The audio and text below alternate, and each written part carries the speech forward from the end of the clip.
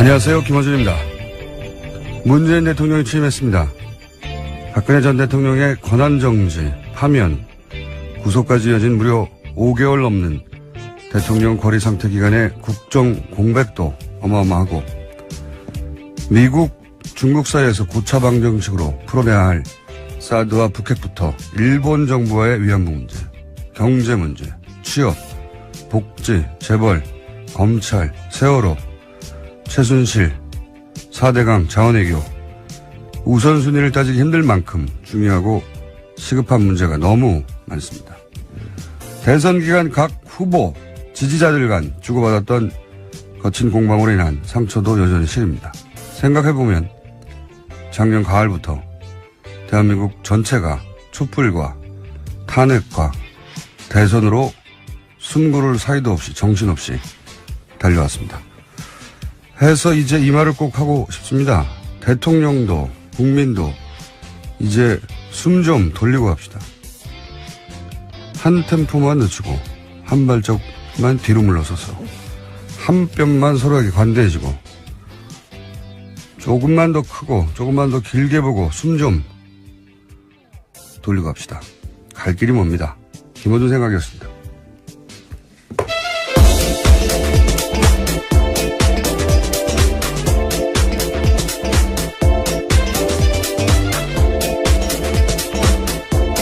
시사인의 김은지입니다. 네.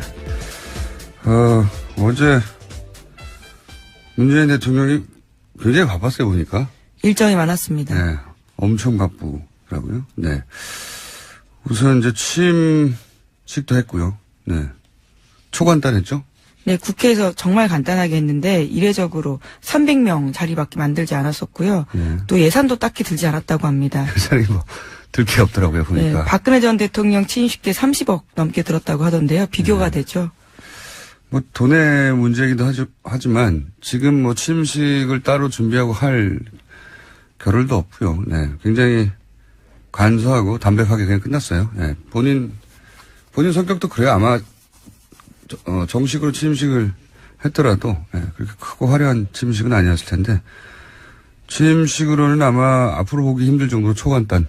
네, 시민들과 셀카 같은 것들도 찍고요. 네. 굉장히 이례적인 상황들이 많이 보였습니다. 이제 앞으로 이제 5월에 그럼 대선이 계속 있느냐 이렇게 궁금하신 분들이 많던데 3월인 거죠. 네, 인수위 기간이 있기 때문입니다. 네, 3월에 앞으로는 이제 대선이 있는 겁니다. 네. 그러면 선거 운동 기간은 한 겨울이 되는 거죠. 네, 굉장히 추울 때죠. 뭐 그런 일은 없어야겠지만 혹시라도 다음에 탄핵될 대통령은 가능하면 없어야죠. 여름에 좀 부탁드립니다. 없어야 합니다. 네. 한 겨울에 이제 꽁꽁 손이 언 채로 유세도 해야 되고 지지자들도 예, 얼음판, 빙판으로 나가야 된다는 거야. 그렇습니다. 여하간 앞으로는 3월에 있게 되는 겁니다. 대선은. 개헌이 있거나 또는 탄핵이 있지 않은 한은 앞으로는 3월 대선이 됩니다. 자, 그리고 이제 눈에 띄었던 것은, 경제기득 후보들 중에는 유승민 후보가 취임식에 자리를 했어요. 예. 네, 악수하는 모습 보였습니다. 다른 후보들은 아마도 일부러 이제 피해주는 게 예의다. 이렇게 생각하신 분들도 있고, 또는 오고 싶지 않았던 분들도 있을 수도 있죠. 근데 이유가 뭐였든지 간에, 본인이 앞으로 계속 정치를 할 거면 유승민 이제 의원이라고 불러야 되겠네요. 유승민 의원처럼 오는 게 좋지 않았을까 하는 생각을 했어요. 보면서. 네, 승복하는 모습을 보여줬다라는 이미지를 남겼습니다. 그것도 그렇지만 이제 뭐 진심은 어떤지는 본인 마음에 들어가 봐야겠지만 축하한다는 뭐 그래서 호감도 상승한 것으로 전반적으로. 자, 어제 뭐 취임 연설도 있었는데 못 들으신 분들 위해서 저희가 초압축 버전으로 잠깐 들려드리겠습니다. 저는 감히 약속드립니다.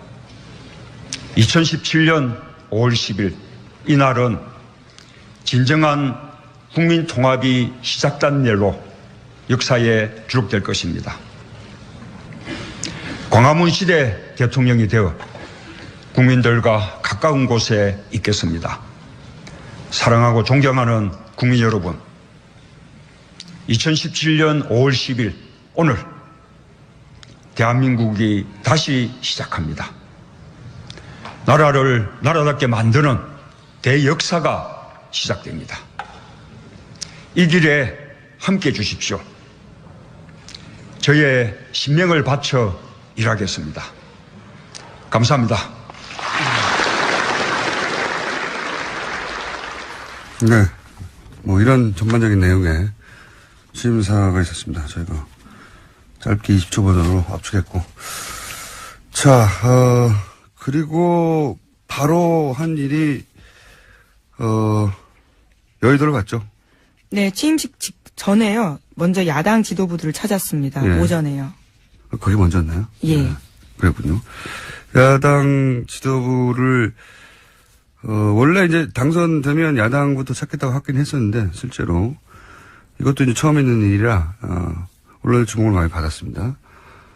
자유한국당부터 정의당까지 쭉. 네, 당사를 직접 찾기도 했었고요. 예. 그리고 이제, 뭐랄까, 긴장 관계 속의 말들이 오가기도 했고, 나를 좀 숨기고, 예. 왜냐면 뭐, 이틀 전까지 서로 나를 세우고 싸웠으니까 금방 그게 해결되지 않겠죠. 그래서, 나를 숨기고 서로 약간 모난 대화를 다루기도 했고, 예. 아주 재밌었던 건 정의당 방문했을 때 멘트예요. 예. 정의당을 방문했더니 노회찬 원내대표가 그런 말을 했죠. 우리 당사를 찾은 첫 번째 대통령이에요. 네. 이렇게. 인상 깊었습니다. 예. 그런 멘트도 있어서 간단하게 어떤 얘기 했는지, 예, 짚어보겠습니다. 남북관계, 안보 문제, 그리고 또 한미동맹, 뭐 이 부분은 저는 우리 자유한국당에서만 조금 생각해 주신다면 있지 않을까, 뭐 그렇게 기대를 하고요. 그래서 안보에 관한 중요한 정보들은 좀 공유해 나가서 함께 또 지혜도 모으고 그렇게 나가겠습니다. 네, 정우택 원내대표한테 하는 말입니다. 그러니까 이제 지금 남북 관계가 풀기 어려우니까 정보 공유할 테니 같이 좀 도와달라. 여기에 대해서 정우택 원내대표는 이렇게 받았죠. 대통령께서 야당할 때보다 우리가 더 강한 야당이 될 것이다. 네, 맞받은 거죠. 예, 그러니까 좀 도와달라고 했더니 쉽지 않을 것이다. 우리가 더 강한 야당이 될 것이다. 사실은 자유한국당, 그 전에 새누리당 아니죠. 그 전에 쭉 거슬러 올라가면 한나라당. 한나라당 시절. 또 신한국당. 신한국당과 한나라당 시절이 야당이었죠. 예. 그때 강한 야당이었어요. 굉장히. 예, 의석수도 많았고, 예. 굉장히 강한 야당이었고, 항상 강한 야당이었습니다. 네, 대여 투쟁들을 했었죠. 예, 굉장히. 이런, 주요 멘트는 이거였고요. 예, 그 다음은 의석수에 따라서 이제 국민의당 방문을 했습니다. 무슨 얘기를 했는지 먼저 들어보시죠. 우리 더불어민주당과 국민의당은 지금 우리가 다른 길을 걷고는 있지만 그냥 뿌리는 같은 정당이기 때문에 이렇게 조금 더 특별한 그 협력을 바람하지 않습니다. 오늘 문모입니다. 예, 아주 듣기 좋은 말씀이고 아주 감사드립니다. 예. 네, 박지원 원내대표한테 한 말입니다. 네. 문모닝당. 왜냐면요, 박지원 원내대표가 먼저 모두 발언을 했는데 그때 시작하는 말이 오늘 아침에는 굿모닝으로 하겠다 이렇게 네. 이야기했거든요. 이제 어제까지는 문모닝이었지만 오늘은 굿모닝으로 하겠다 했더니 이제 그걸 받아서 예, 문모닝당. 예. 이게 날이 선 거예요, 서로 아직. 이 대화, 국민의당과의 대화가 가장 긴장감이 넘쳤어요. 많은 기자들의 관심을 모으기도 했고요. 그리고 이제 박지원 대표나 주승용 원내대표도 얼굴을 맞추지 않으려고, 네. 감정 처리가 아직 안 되는 상태인 거죠. 예. 뭐, 좀 더 이렇게 유연하게 했으면 훨씬 더, 뭐랄까, 더 강하게 보였을 텐데, 하여튼 이 장면은 나중에 계속 화제가 될 것 같아요. 두고두고, 예. 본인당. 바른정당도 물론 갔습니다. 예, 바른정당. 예, 연이어서 갔죠. 네, 들어보겠습니다. 우리 경제 위기뿐만 아니라 안보 위기, 특히 한미동맹 더 튼튼히 하면서 또 남북관계도 제대로 풀어나가야 되는 그런 부분들에 대해서 특히 우리 바른정당에서 협력해 주신다면 훨씬 더 우리가 어려움을 헤쳐나가는데 큰 힘이 되지 않을까 그렇게 생각하고 보수정당은 이제 남북 문제 풀 때 좀 도와달라는 말을 공통적으로. 네, 주호영 원내대표한테 한 말입니다. 네. 오히려 이제 바른정당은 좀 허기했습니다. 네. 탄핵에 대해서 이야기하면서 입장이 같았다라는 식의 이야기를 한 거죠. 바른정당이 오히려 국민의당이나 자유한국당보다는 분위기가 좋았다. 네. 그래서 뭐 특별히 저희가 짚을 대화는 없고요. 자, 그리고 그다음 저기당 잠깐 보겠습니다.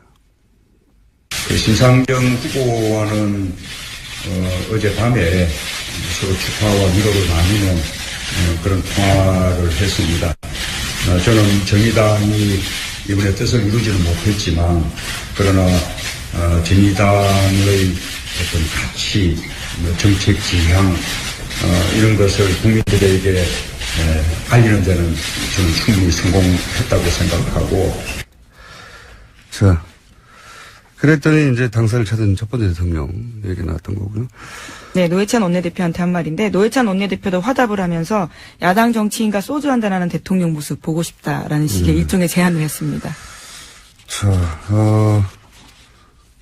근데 제가 보니까 토론회 때부터 훨씬 말을 잘하더라고요. 조금 더 편안해진 상태이기 때문으로 짐작되는데요. 토론회 때 그렇게 했으면 좀 더 표를 얻었죠.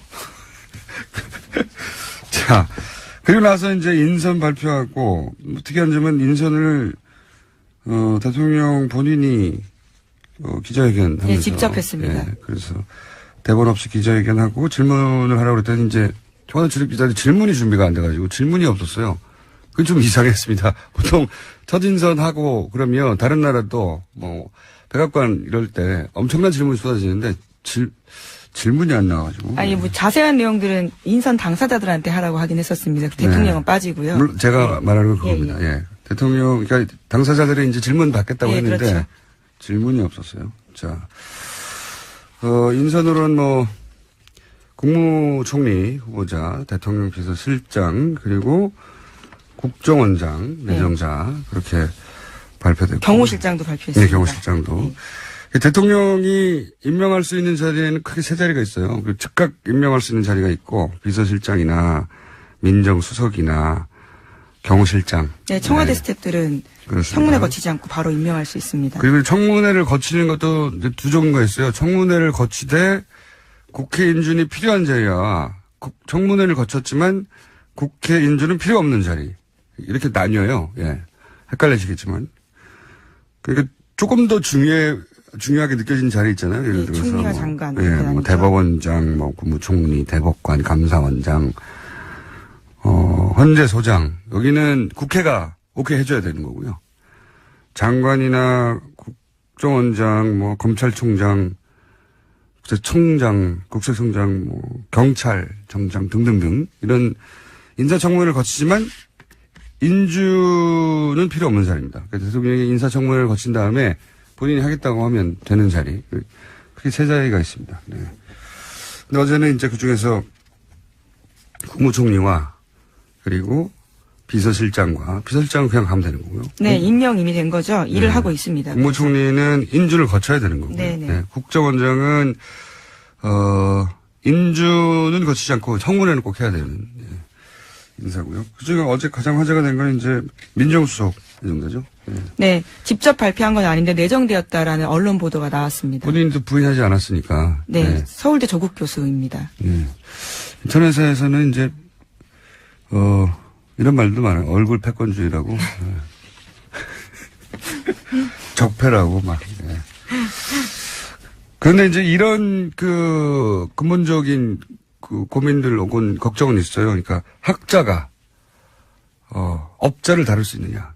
여기서 업자라는 건 검찰은 한 분야의 최고 전문가 집단인데다가 권력 집단이기도 하잖아요. 예. 조직 논리가 굉장히 강하고 그런 전문 업자 그룹을 학자가 다룰 수 있느냐. 검찰개혁에 대한 국민들 요구가 아주 강하기 때문에 그거 역할을 잘해야 된다라는 바람도 그렇죠. 들려 있는 건데요. 그래서 오히려 검찰 조직 밖에서 이제 사람을 인선한 걸로 보여지는데, 검찰 출신들을 통한 보좌를 제대로 받지 않으면 큰 어려움에 처할 수도 있다. 이것은 이제 검찰 출신들의 이야기입니다. 예. 네, 사정기관 장악해야 되기 때문에 이제까지 그런 논리로서 쭉 검찰 출신들이 해왔었는데 그런 개혁의 방향은 맞지 않았던 이번에는 거죠. 이제 그 조직을 장악한다기보다는 그 조직을 좀 바꿔보겠다고 그렇죠. 아예 내부 인사는 그 일을 못할 테니 오히려 외부 인사를 데려온 것인데 그렇지만 역시 학자가 업사를 다룰 수 있겠느냐. 어쩌면은 이 임무만 하고 조국 교수는 빠질 수도 있죠. 네, 그럴 수도 있을 수 있습니다. 많은 기대와 우려가 동시에 교차하는 자리고 국정원장에 대해서는 말들이 없어요. 굉장히 적임자다 하는 얘기가 많습니다. 네, 이미 국정원 3차장을 지낸 바가 있습니다. 네, 그리고 이제 남북 문제가 굉장히 지금 꼬여 있는데 제가 알기로는 김정일 당시 국방위원장을 가장 많이 만난 남한 사람이에요. 네, 그렇게 알려져 있습니다. 예. 실제 2000년 당시 이제 김대중 전 대통령의 정상회담도 준비했었고, 예. 그리고 3차장도 했었고, 해서 이 이상 문재인 인력풀 중에 이 이상의 적임자가 있느냐. 그래서 아무 말이 뒷말이 없는 적합한 인사였다고 평가를 받고. 네, 또 국정원 개혁에 대한 요구도 굉장히 크잖아요. 네, 그러다 보니까요, 국정원 개혁 약속하는 후보자에 대한 기대도 큽니다. 예, 그래서 적임은 보통 하마평 여러 갈래로 나오는데 이 국정원장에 대해서는 말들이 없습니다. 잘 됐다고 다들. 그리고 이제 경호 실장은 이제 노무현 전 대통령의 마지막 경호 원이다. 네, 이렇게 봉화마을에까지 있었죠. 네, 자전거 같이 타고 다니던 네, 유명한 사진입니다. 양반입니다. 네. 그런 인사들이 이제 이루어졌고요. 자, 그리고 다른 당 사정도 잠깐 짚어볼까요? 네. 네, 홍준표 전 후보, 전 지사는요, 어제 자신의 SNS를 통해서 자유대한민국을 위해 할 일이 남아있다. 세상에 다시 부를 때까지 기다리겠다. 이렇게 남겼습니다. 당 안팎에서는 홍 후보가 당권 도전 시사했다라는 해석도 나옵니다. 자유한국당의 홍준표 후보는 사실은 당의 지원을 적극적으로 받지 못했죠. 실제. 개인 기로가 거기까지 간 것이고. 예. 그리고 이제 계보가 없고, 실제 세가 없고, 본인의 계보라고 할 만한 현직 국회의원이 사실상 전무합니다. 그런 대선 후보도 처음이었는데, 사실상 자신의 계보가 전혀 없는 대선 후보로 2위까지 하긴 했는데 이제는 이제 대선이 끝났으니까요. 당권을 누가 잡냐 가지고 큰 계보 간의 격돌이 있을 것이고 홍준표 후보는 혼자 또다시 이제 당권에 도전해서 당권을 잡아보겠다. 뭐 이런 구상인 것 같습니다. 네. 예, 우선은 한 달 정도는 미국에 있다 올 거다라고 합니다. 한 달이면 그냥 국내에 계셔도 되는데. 네. 예, 당대표 선거가 6월이나 7월 정도에 예상되어 있거든요. 네. 만약에 이제 귀국하면 저희가 인터뷰 한번 추진해서 전혀 다른 각도에서 인터뷰 한번 해보겠습니다. 자, 그리고 안철수 이제는 뭐라고 했나요? 전 의원. 예. 네, 전 의원도 입장을 냈습니다.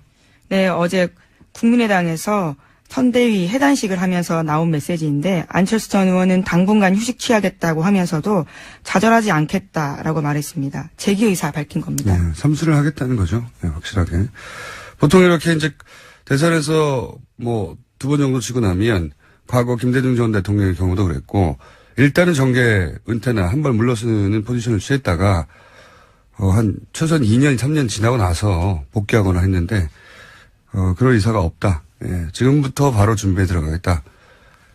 그런 메시지인 것 같습니다. 네. 이제 본인의 의지는 그런데 안철수 전 의원이 문재인의 길을 갈 것인지 문국현의 길을 갈 것인지는 이제 앞으로 본인 하기 나름이겠죠. 갈림길에 서 있는 것 같고요. 만약에 이제 삼수를 한다면 앞으로 많은 이야기가 있겠지만 자신이 있는 걸로 가지고 승부하는 게 좋겠다 그런 생각이 들었어요. 저는 이 메시지를 보면서 자신한테 부족하기 때문에 혹은 없는 것을 있는 것처럼 연기하거나 노력해서 커버하는 것으로는 그 전략을 수정해야 되지 않을까. 아주 간단한 예로 목소리도 그냥 본인 목소리를 하는 게 낫다. 저는 그거가 여하간 목소리로 상징되는 그냥 애초에 본인이 가진 것으로 승부하고 그걸 업그레이드하는 게 낫지 않겠나. 그런 생각을 이 메시지를 보면서 했고요. 자, 한두 가지 정도 뉴스 더 짚어볼 수 있을 것 같습니다. 네, 어제 세월호에서요. 사람의 뼈로 추정되는 뼈가 2점 나왔습니다. 그렇군요. 세월호에 관련된 대선 막바지에 많은 분들이 잊고 있었는데 세월호 관련 뉴스도 앞으로 계속 저희가 네. 짚어드리기로 하겠고요. 추가 수습 기대하게 되는 상황인 거죠. 네, 아직은 그 뼈가 누구의 뼈인지 네, 한 달 정도 걸린다고 합니다. 네, 아직 DNA 분석하고요. 미술자하고 미술자의 뼈인지 아닌지는 전혀 확인되지 않은 상태로 예, 뼈 2점이 추가적으로 발견됐고 아주 오래 걸릴 것 같아요. 생각보다. 예, 인양만 하면 금방 될 줄 알았는데 지금 속도라면 몇 개월이 걸릴 수도 있을 것 같습니다. 네. 자, 하나 정도 짧게 짚고 끝낼 수 있을 것 같습니다. 네, 이제 표 분석이 본격적으로 되고 있는데 네. 문재인 대통령이 강남 3구에서도 첫 승리했다고 합니다. 그러니까 서울 25개 자치구에서 모두 이겼다라는 거죠. 그건 처음 있는 일이네요. 예. 진보 보수 무관하게 대부분 이제 강남은 보수에서 항상 점령하고 나머지 지역은 야권 후보가 가져가고 서울 지역은 특히 그랬었는데 이번에는 전 지구가 요 분석은 저희가 오늘은 뭐 간단하게 언급만 하고요. 요 분석은 전국을 가지고 앞으로 분석이 나올 테니까 차근차근 짚어보기로 하겠습니다. 지금까지 시사인의 김은지였습니다. 감사합니다. 문재인 정부가 주변 관계국과 풀어야 할 문제, 이 문제를 각국에서는 어떻게 바라보고 있는지, 그리고 각국의 반응은 어떤지, 미국, 중국, 일본 차례로 짚어보겠습니다. 먼저 미국의 노정민 통신원 전화 연결되겠습니다. 안녕하세요. 네, 안녕하십니까. 미국 워싱턴입니다. 반갑습니다. 오랜만에 뵙겠습니다. 네. 안 반가우신가 봐요? 반갑습니다. 자, 어젯밤에 갑자기 문재인 대통령, 트럼프 대통령이 통화를 하고 뭐 정상회담이 당장 있을 것처럼 이런 뉴스가 나왔는데, 네. 예. 어떻게 다뤄지고 있는 뉴스는? 예. 예. 일단 미국 이곳 현지 시간으로 9시 30분이었습니다. 예, 트럼프 대통령이 먼저 문재인 대통령에게 전화를 걸었고요. 문재인 대통령의 당선을 축하했고, 또 한국과 미국은 아주 위대한 동맹이다, 뭐 이렇게 또 극찬하면서 문재인 대통령을 공식 초청하겠다 이런 의사도 밝혔거든요. 그러면서 앞으로 이제 북핵 문제라든지 한반도 안보 위기에 대해서 공조하고 협력하겠다. 그리고 미국의 고위 자문단이 한국을 방문할 수 있도록 하겠다. 뭐 이런 이야기까지 나왔습니다. 그만큼 한미동맹의 강화를 강조하는 그런 모습을 좀 보인 것 같고요. 또 이전에 미국 백악관이 성명을 통해서 뭐 한미동맹의 강화 협력을 기대했습니다만 앞으로도 계속해서 좀 문재인 대통령과 트럼프 대통령이 정책적으로 좋은 관계를 유지하지 않겠는가 뭐 이런 기대도 워싱턴에서 많이 좀 높아지고 있습니다. 네, 뭐 새로운 대통령이 나왔으니까 의례적으로 칭찬해주고 뭐 그런 건 당연한 건데. 네네. 예, 새로운 대통령이 나왔는데 나쁘다는 경우는 없잖아요. 근데 제가 그렇죠. 궁금한 것은 이제 속내가 드러내는 혹은 뭐 이번 대선에 대한 평가라든가, 그러니까 우리 외교적 의식 없이 실제 언론들이 어떻게 반응하는지 대선에 대한 반응이나 혹은 문재인 정부에 대한 우려나 뭐 이런 걸 좀 이런 게 좀 궁금합니다. 예. 아무래도 이제 미국 언론들이나 전문가는 이제 정부 입장하고는 조금 이제 다르게 약간 좀 이제 디테일하게 좀 들어가서 이야기하고 있는데, 일단은 문재인 정부가 한미동맹에 과연 어떤 영향을 미치겠는가, 이제 그래서 예측하기 좀 바쁘거든요. 특히 이제 미국 언론들의 입장을 보면 지금 대북 정책과 관련해서 좀 아주 집요하게 이제 거론을 하고 있는데, 특히 문재인 정권의 그 대북 정책이 과연 그 미국 트럼프 행정부와 같이 갈 수 있겠느냐. 이것 때문에 그 양국 한미 관계에 좀 금이 가지 않겠냐 이런 관측을 많이 내놓고 있습니다. 그래서 오늘 또 제가 뭐 워싱턴에서 열린 한 또 그 토론회에 좀 제가 좀 다녀왔는데 예. 거기서도 좀 전문가들 사이에서 이런 우려를 많이 내놓고 있거든요. 예, 예. 특히 뭐 사드 배치 문제라든가 뭐 대북 정책이라든가 뭐 이런 부분에 대해서 좀 한미 관계에 있어서 좀 균열이 좀 생기지 않겠는가 이런 우려의 목소리도 사실 있습니다. 네. 미국의 입장과 지금 문재인 정부의 입장은 사드에 대해서는 배치되니까요, 현재. 네. 네, 대선에 대한 평가는 어떻습니까? 그런 평가들도 나올 법한 특이한 대선이었기 때문에. 예.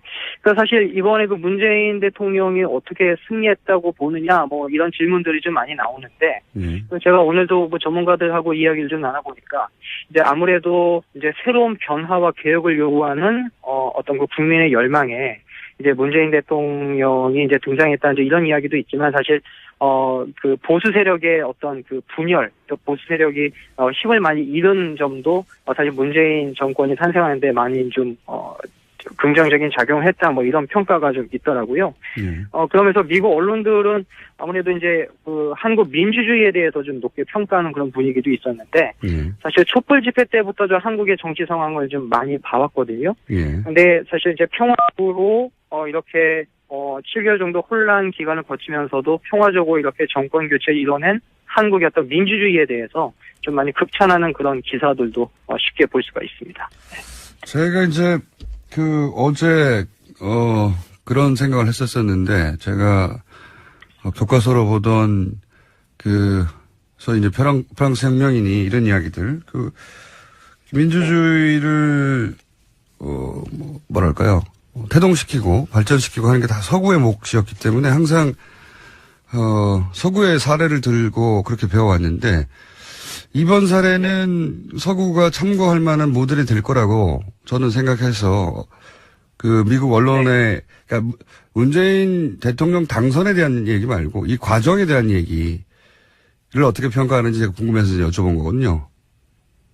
예, 사실 워싱턴 포스트에서도 그런 이야기를 집중 조명했는데, 예, 한국의 어떤 그 민주주의에 대해서, 사실 이제 민주주의가 많이 좀 죽었다라고 이야기하지만, 이번 한국의 사례가 어떤 민주주의가 좀 잘, 이렇게 좀 정착되고 또 이렇게 진보하고 있다라는 걸 보여주는 사례가 됐다.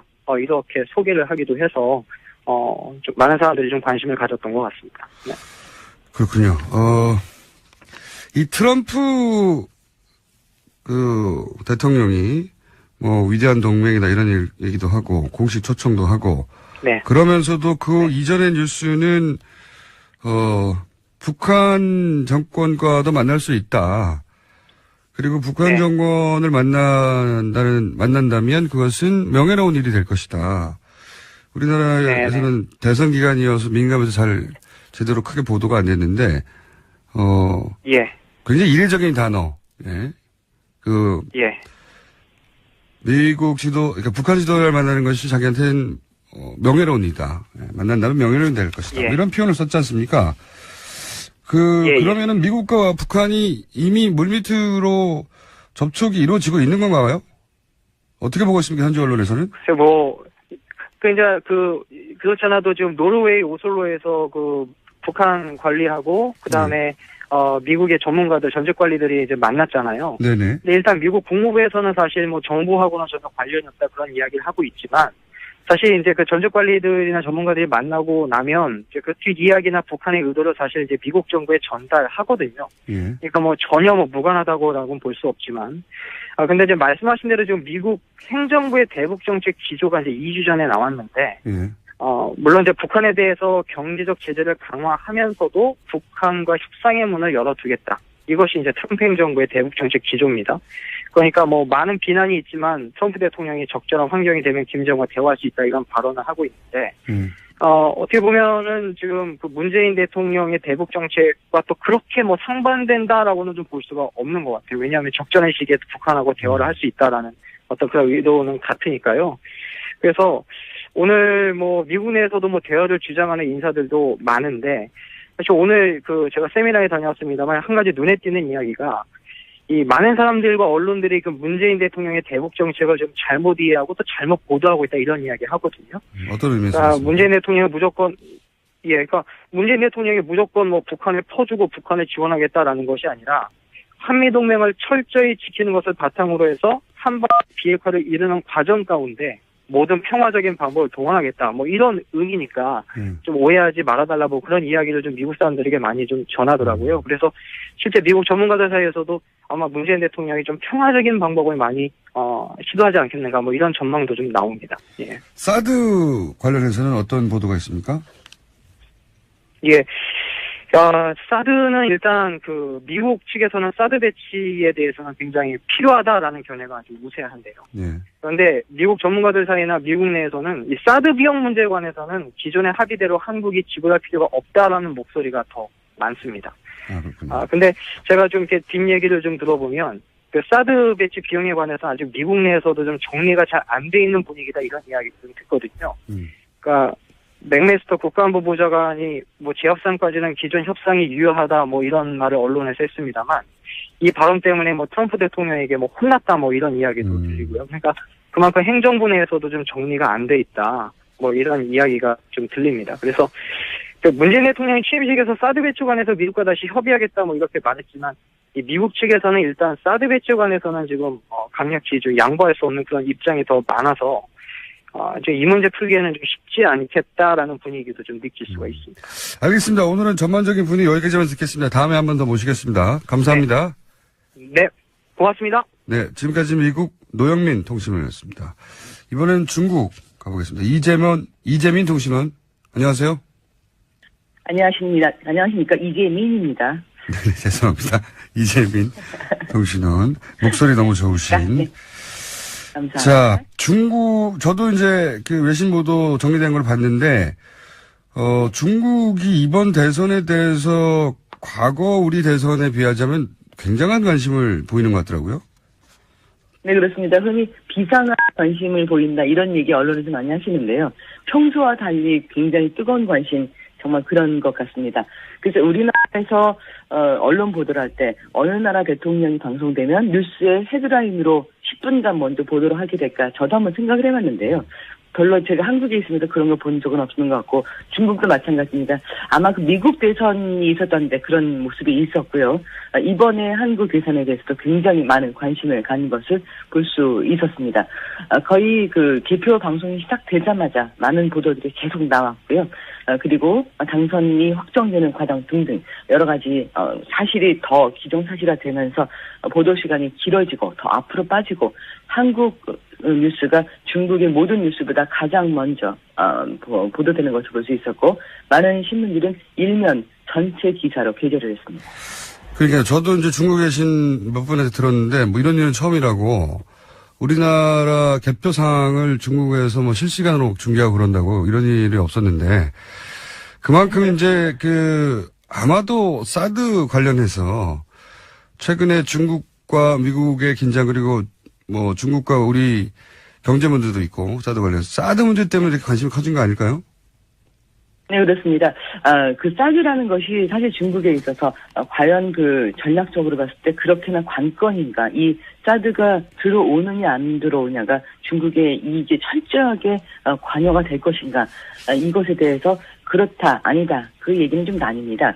사드라는 것이 중국에서 봤을 때 사실 전략적인 의미도 있지만은 전체적으로 봤을 때 한국이 과연 미국 쪽으로 완전히 편향하지 않을 것인가를 보는 방향계 정도로 보는 의미도 상당히 있는데요.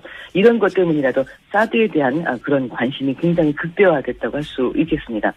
일단 결론 먼저 보자면은 굉장히 많은 그런 분석들이 나왔습니다. 일단 그 국회의원 당시에 가지고 있었던 문재인 대통령의 태도, 어떤 사드에 대해서 했던 이야기들, 이것이 세세하게 보도가 되었는데요. 결론 먼저 말씀을 드리자면은 그럼에도 불구하고 아마 쉽게 사드에 대한 배치 처리를 결정하기는 정말 쉽지 않을 것이다. 이미 도착해 있고 그리고 이렇게 표현합니다. 한국에게 있어서 가장 중요한 것이 미국과의 관계일지인데 이것을 강조를 하고 그런 관계 속에서 사드 배치 철회하는 것은 굉장히 문재인 대통령으로 힘든 결정이다. 쉽지 않을 것이다. 라고 얘기를 하고 있습니다. 중국의 전망도 중국이 이제 오랫동안 한국에 압력을 가해오긴 했지만 그렇다고 해서 문재인 정부가 사드를 철회한다거나 그런 결정 쉽게 나지는 않을 것이다. 그런 기대를 하고 있지는 않군요. 중국도. 기대는 어느 정도 하고 있기는 합니다만은 과연 그럴 수 있을까? 뭐 이 정도의 생각 분위기들이 많이 느껴지고 있습니다. 그러면 문재인 정부를 바라보는 어떤 그러니까 사드 문제 외에 전반적인 분위기는 어떻습니까? 뭐 예를 들어서 우리가 트럼프 대통령이 당선되고 나서 트럼프 대통령의 당선 자체를 한편에서는 이게 굉장히 코미디 아니냐 이렇게 받아들이기도 했단 말이죠. 예. 뭐 지금은 네네. 그렇게 말할 수는 없는데 그때는 워낙 네. 언론을 통해서 극단적인 인물로 묘사됐기 때문에 그 중국에서는 문재인 대통령에 대해서 어떤 식의 묘사나 어떻게 받아들이나요? 굉장히 쉽게 말하자면 좋은 사람이 됐다. 굉장히 환영할 만한 일이다. 이런 분위기가 굉장히 많습니다. 특히 그 시진핑 주석이 당선 발표 후에 바로 축전을 보냈고요. 이 축전 보내고 나서 이것을 외교부 대변인이 또 바로 발표하는 모습 볼 수 있었습니다. 중국의 전반적인 분위기 보면은 뭐 사회적으로 예전에 우리가 생각했던 공산당 감시 체제 이런 것이 막 이렇게 있진 않지만요. 주석이 일단 좋은 표현을 하고 나면 그 밑으로 전체 정부 체계 그 또 관련된 국민들 정서까지 굉장히 빠르게 움직이는 것을 볼 수 있습니다. 축전을 아주 빨리 보냈다라는 것은 좋은 시그널, 아주 한국과 잘 지내고 싶다는 시그널을 보냈다고 할 수 있는데요. 대화를 할 만한 좋은 대통령과 함께 이야기를 할 수 있게 되었다. 이런 등등의 표현이 중국 언론에 많이 나오고 있고요. 그는 늘 무척 진지하다라는 표현 등등이 많이 나오고 있습니다. 보통 그 대통령 당선되고 나면 평가하면서 그는 이런 면이 좋고 이런 면은 좀 아쉽다. 이런 양반된 그런 보도를 아무래도 하게 되는데요. 어제 봤던 보도에서 문재인 대통령에 대한 부정적인 보도, 걱정스러운 보도는 찾아보기가 어려웠습니다. 중국 입장에서는 환영할 만한 당선자다 이렇게 받아들였나 봅니다. 네. 진지하다는 맞죠. 예. 항상 진지하다. 저도 이제 그 몇 기사를 번역해서 번역한 걸 봤는데 진지하다도 있지만 진지하게 상대해야 할 대통령이다. 뭐 이런 표현도 있더라고요. 예. 네, 그렇습니다. 그러면 진지하게 상대하는 게 조심해야 될 인물이다 그런 식은 아니고요. 중국의 업무를 봤을 때는 좋은 진지하게 잘 이야기를 나눌 만한 대화 상대이다. 뭐 이런 표현이었습니다. 알겠습니다.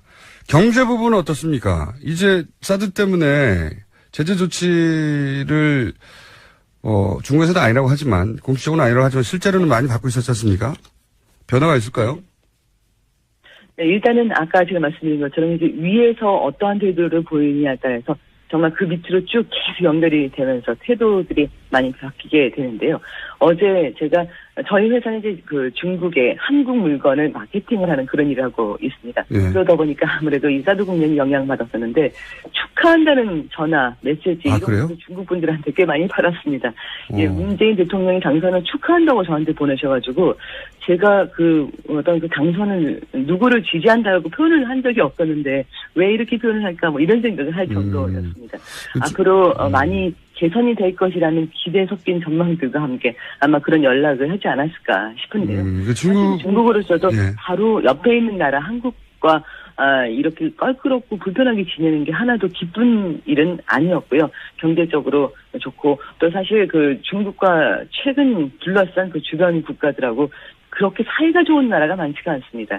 이런 과정 중에서 중국도 사실은 한국과 관계를 개선을 뭔가 해야 되는데 어떤 그 실마리랄까 아니면 어떤 명분이랄까 이런 것이 상당히 필요하다가 마침 잘 됐다라고 굉장히 반가워하고 있는 그런 모습을 느낄 수 있습니다. 어쨌든 중국 입장에서는 여러 후보들 중에서 중국 입장 기준으로 보자면 본인들과 대화하기 편하고 대화했을 때 결과가 나올 것 같은 그런 인상을 주는 당선자인가 봅니다. 중국 입장에서는 전반적으로 환영 분위기네요. 예.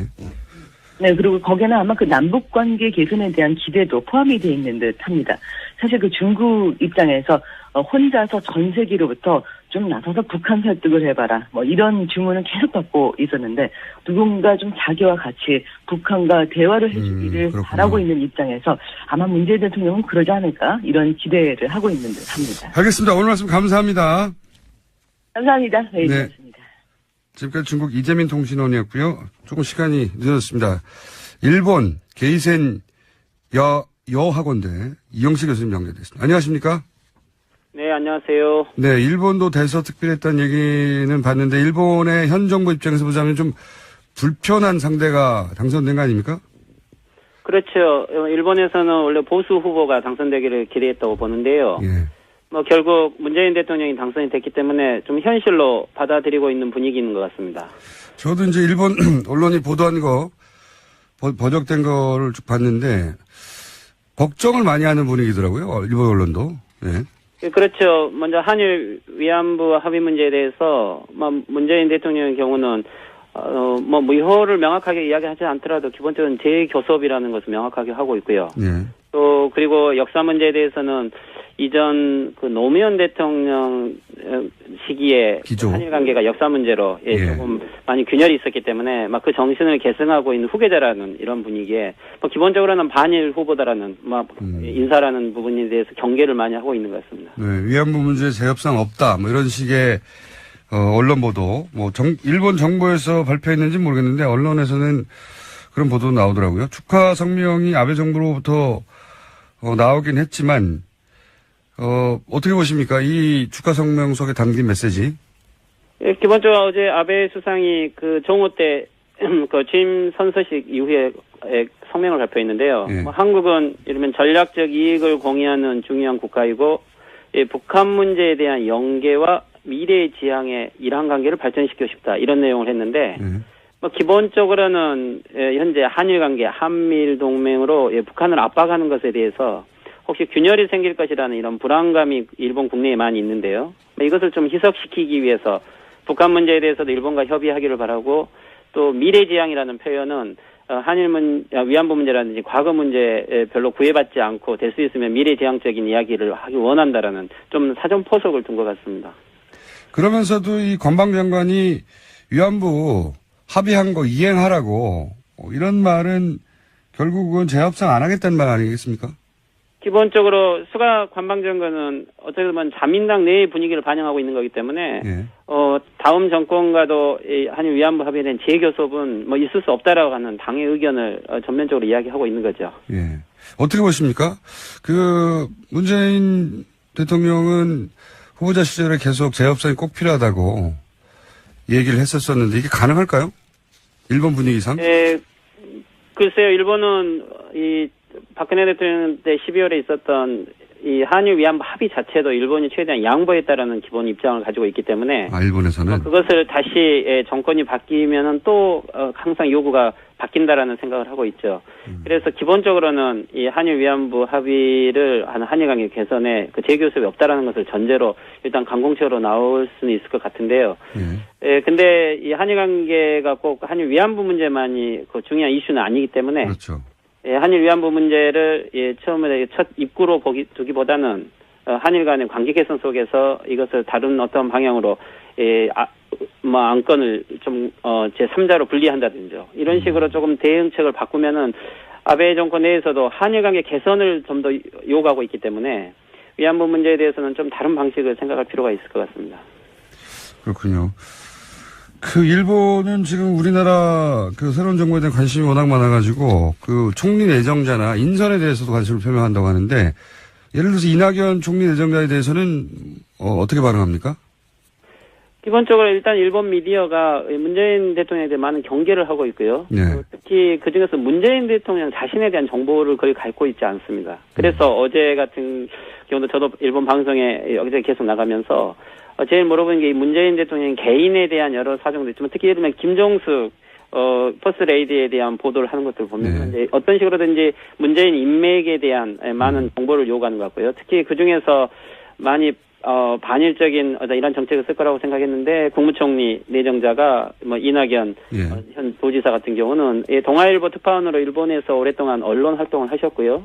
또 일본의 많은 인맥들을 가지고 계시기 때문에 일본 관계를 개선하기 위한 하나의 한국의 문재인 대통령의 첫 메시지다라는 식으로 특히 NHK 방송이 아주 많이 호의적인 이런 반응을 보이는 것 같습니다.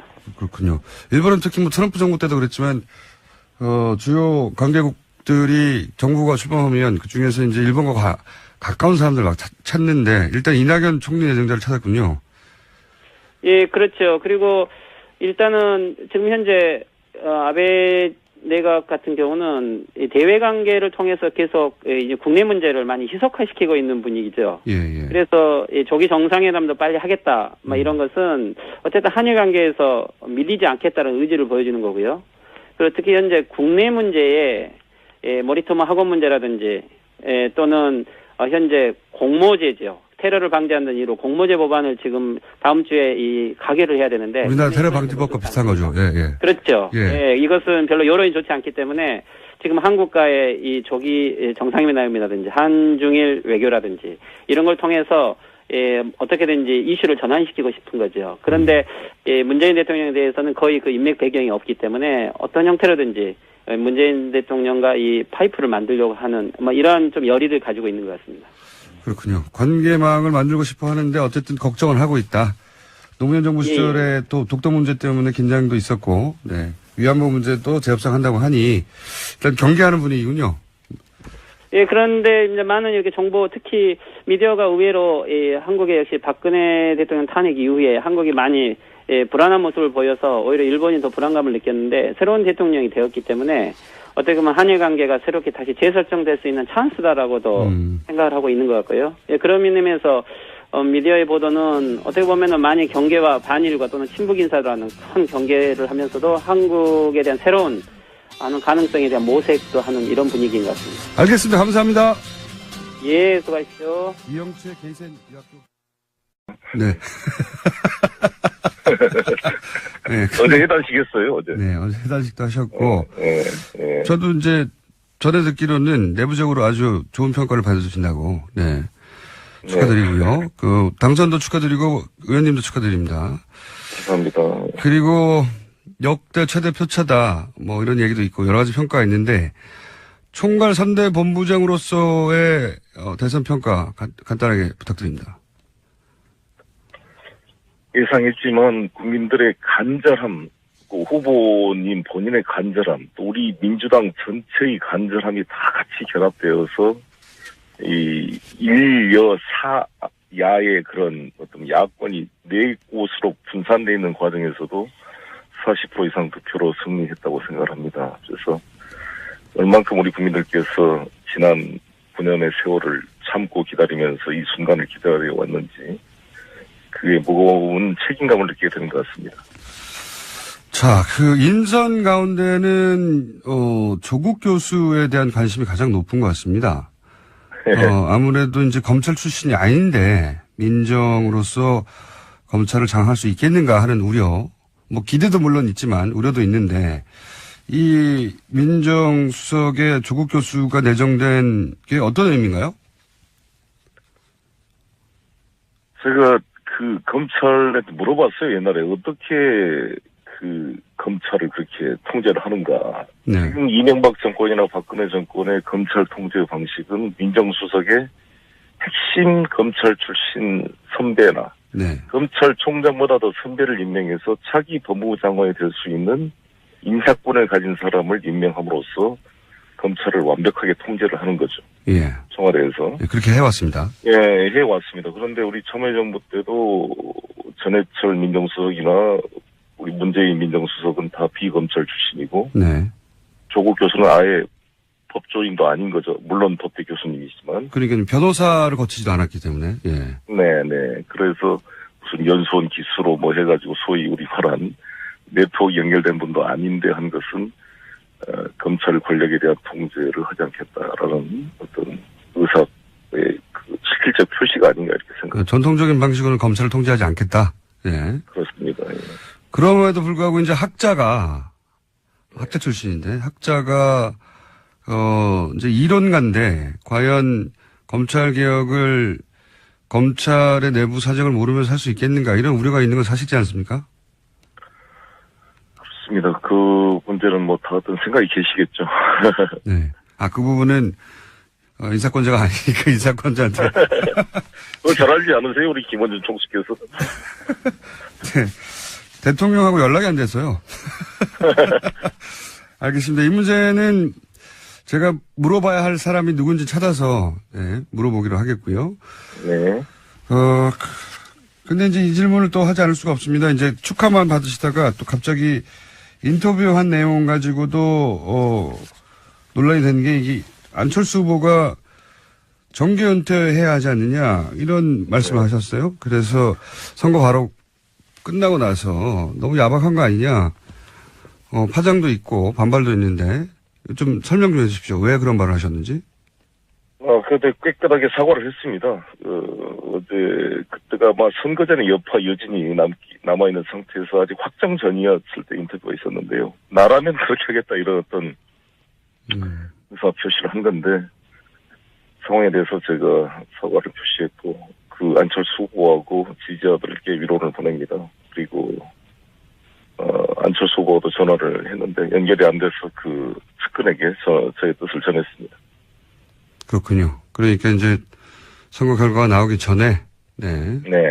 대선 때. 아무래도 제가 워낙 그쪽에서 문재인 후보 은퇴라부터 시작해서 수많은 공격을 제가 총괄 본부장에서 받아안다 보니까 그 여진이 많이 남았던 것 같습니다. 네, 문재인 후보 은퇴라는 얘기도 많이 하긴 했죠. 그쪽에서도. 네.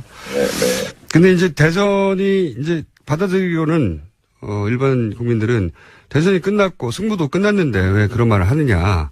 네. 너무 야박하고, 한편은 무례하고, 뭐 그런 평가 실제로 있고 그런 말도 많이 들어보셨죠? 네, 그래서 말씀드린 대로 그런 점을 말씀을 드렸고 메시지도 전달했습니다. 예. 그리고 어제 이제 유승민 후보께서 제 옆자리에 취임 찬성식 때 오셨는데 네. 먼저 전화를 하셔서 제일 먼저 축하 전화해 주시고 또 그 선서식에 참석을 해 주셨더라고요. 예. 그래서 너무 감사하다고 말씀드렸고 후보님 중에는 유승민 후보님 혼자 오신 것 같은데 다른 분들은 또 김경수 비서실장을 그때 수행비서를 통해서 다 전화를 하셨더라고요. 예. 안철수 후보도 직접 문재인 대통령이나 혹은 뭐 당에 축하 전화가 없었나요? 아니, 통화를 하셨습니다. 네, 통화를 하셨고요. 네. 알겠습니다. 이건 앞으로도 계속 몇 번씩 그때 그런 말 하지 않았냐고 얘기할 것 같아가지고, 예. 제 생각에는 따로 한번 기자회견을 하거나 국민당을 찾아가셔야 될 것도 같은데요. 그죠? 네. 네, 불리한 건 자꾸 말씀하시는군요. 네. 자, 또 다른 인선, 이낙연 국무총리 내정자에 대해서는 여의도에서는 어떤 평가가 있습니까? 특히 그 국회 인사청문회부터, 야당의 힘을 보여주겠다는 정도의 자유한국당의 반응도 있거든요. 쉽게 통과할 수 있을까요? 가장 적임자가 아닌가 생각이 들고요. 사선 국회의원을 지내셨고 또 전남도지사로서 워낙 또 일을 잘 하셔서 또 평가가 좋을 뿐만 아니라 워낙 신사적이시고 국민의당과도 아주 인연이 깊으시고 그래서 도로 대야 관계도 원만하게 하실 분이라고 생각을 합니다. 또 언론인 출신으로 또 언론에 대해서도 아주 잘 소통을 하시는 분이기 때문에 기대가 많이 크고요. 잘 되지 않을까 생각합니다. 본인도 화마평에 오르시더라고요. 네. 통일부 장관 얘기도 나오고, 뭐, 외교부, 행정자치부. 실제 제안이 왔나요? 그런 말씀하기는 그렇고요. 제 이야기는, 예. 네, 제안이 왔군요. 아닙니다. 아니, 요즘 이 화마평에 오르시는 분들이 전화 연결도 잘 안 되고, 물어보려고 해도 답도 안 하시고, 네. 뭐, 이해는 갑니다만, 사람들이 워낙 궁금해 하니까요. 제가 여쭤보긴 했는데, 입각할 가능성도 있긴 있는 거군요. 그렇게 그 정도로 그냥 제가 이해하겠습니다. 그런 건 전혀 그 말할 건 아닙니다. 말할 수가 없으시군요. 예, 원래도 말씀을 길게 안 하시는데, 말씀을 짧게 하셔가지고, 인터뷰도 짧게 끝나가야 될 것 같습니다.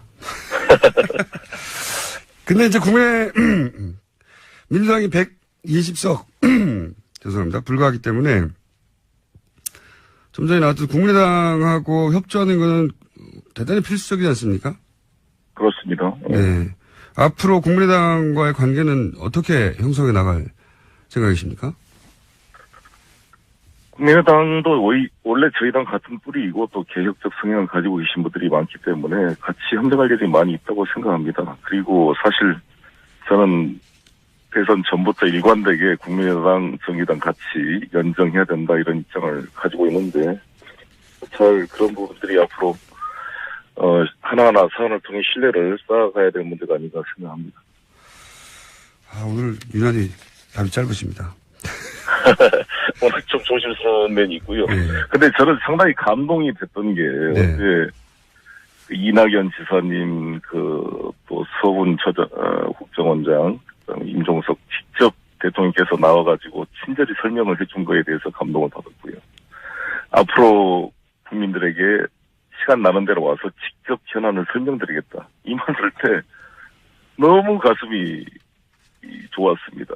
뚫렸습니다. 얼마나 답답했습니까? 우리 대통령이 직접 목소리를 듣고 싶었잖아요. 세월호 때도 그러고 우리 국민들이 가장 걱정한 현안에 대해서 대통령께서 어떻게 생각을 하고 계시고 국민들에게 어떠한 이해를 구하려고 하시는지 이렇게 소통되기를 절실하게 바랐던 우리 국민들에게 너무나 청와대는 높았고 국회에도 출석도 안 하고 답변도 안 하고 자기 이야기만 해버리고 들어가 버리고 이런 대통령 시대에서 드디어 우리가 직접 대통령의 목소리를 들을 수가 있고 궁금한 걸 기자들이 질문하며 답변하는 이런 대통령 시대를 맞는구나라는 것에 대한 감동이 컸습니다. 네, 그런 얘기 하시는 분들 많습니다. 또 한편에서는 임종석 비서실장은 운동권 출신이다. 보수 매체에서는 바로 이 대목부터 공격하기 시작했는데 네. 그 대목에 대해서는 뭐라고 하시겠습니까?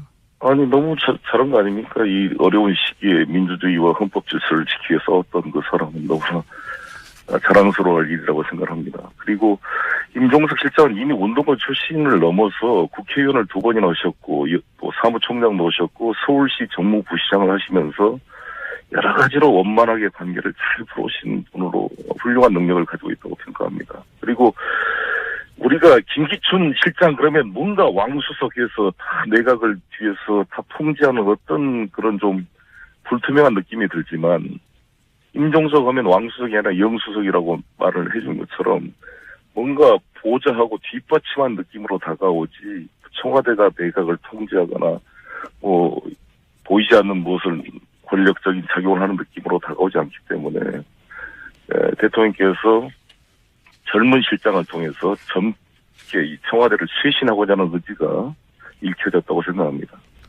알겠습니다. 오늘은 간단히 분위기만 짚어봤고요. 조각이 좀 더 완성되면 저희가 아예 스튜디오에 한번 모시고 장관이 되시더라도 나와주세요. 네. 예, 아이고 감사합니다. 우리 항상 고맙습니다. 약속하시는 겁니다. 장관이 되시더라도 나오시는 것으로. 요즘 인선 대상자들이 하도 인터뷰가 안 돼서 미리 약속 받아놓고 오늘 여기까지 하겠습니다. 네, 감사합니다. 지금까지 더불어민주당 총괄 선대 본부장이었던 송영길 의원이었습니다.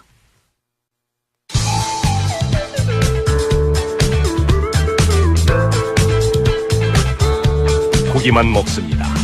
시사요정 김어준입니다.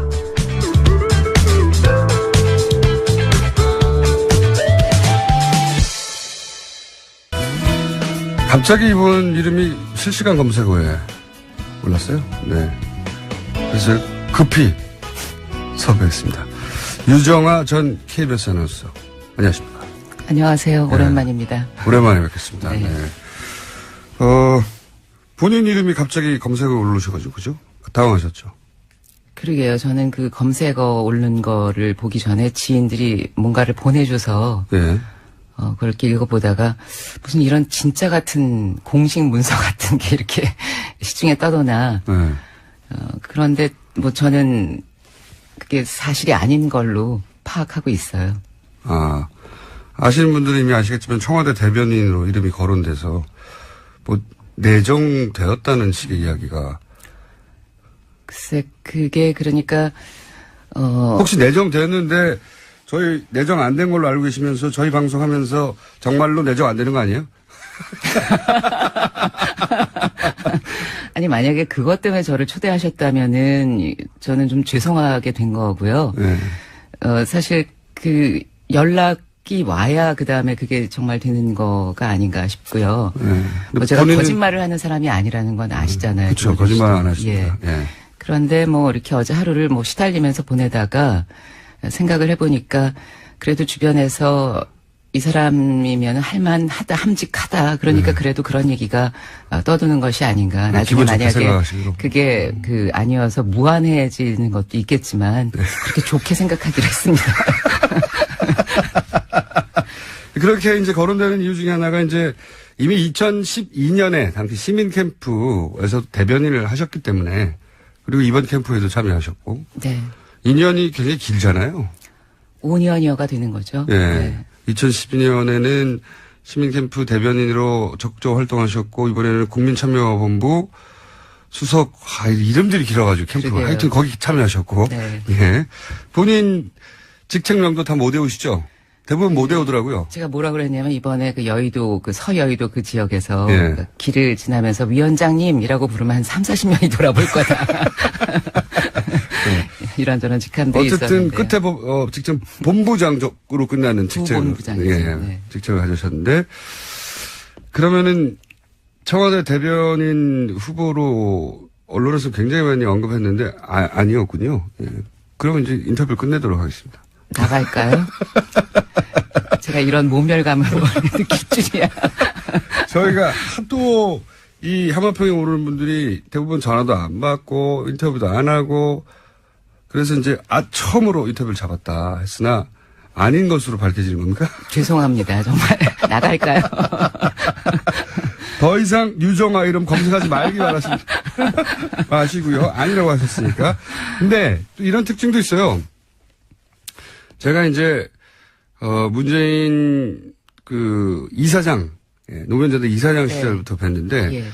그리고 이분의 특징이 이 자리를 줄 테니까 이 일을 해달라 이런 말을 절대로 안 하는 분이에요. 그럼요. 저도 그렇게 일을 했고요. 절대 안 하는 분이고 또 영입 인사들도 대부분 뭐 예를 들어서 그 총선 때도 자 그럼 어디 지역구 혹은 어디 비례 뭐 어디 뭘 할 테니 이런 말을 단 한 사람에게도 하지 않아 가지고 다들 나는 그러면 무엇을 해야 하는가 스스로 고민하고 막. 예, 글쎄 저도 이번에 이제 캠프에서 일하면서 어떤 생각을 했냐면 이 순간이 아주 짧았기 때문에 나중에 많이 그리울 것 같다 그런 생각을 하면서 어떤 모습들이 보기 좋아하냐면 지난 2012년에도 치과 의사 하시다가 그 월급 의사를 두고 본인이 즐겁게 와서 이렇게 일하시는 분.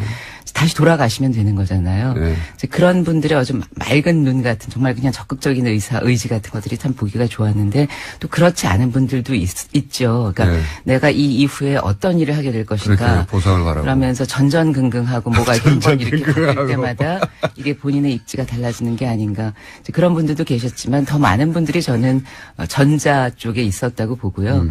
그러나 많은 것들이 좀 챙겨줘야 되고 그렇기도 하겠지만 저도 어느 순간 제가 이렇게 돌아보고 있으니까 그냥 뭐라도 하자. 내가 지금 이런 마음으로 지금 하고 있는 건데 뭐 그런 생각은 지금도 변함이 없습니다. 제가 이제 작년이죠. 작년 4월 이제 총선에 유난히 많은 신인들이 영입됐고 그래서 그분들 대부분 인터뷰해봤는데 네.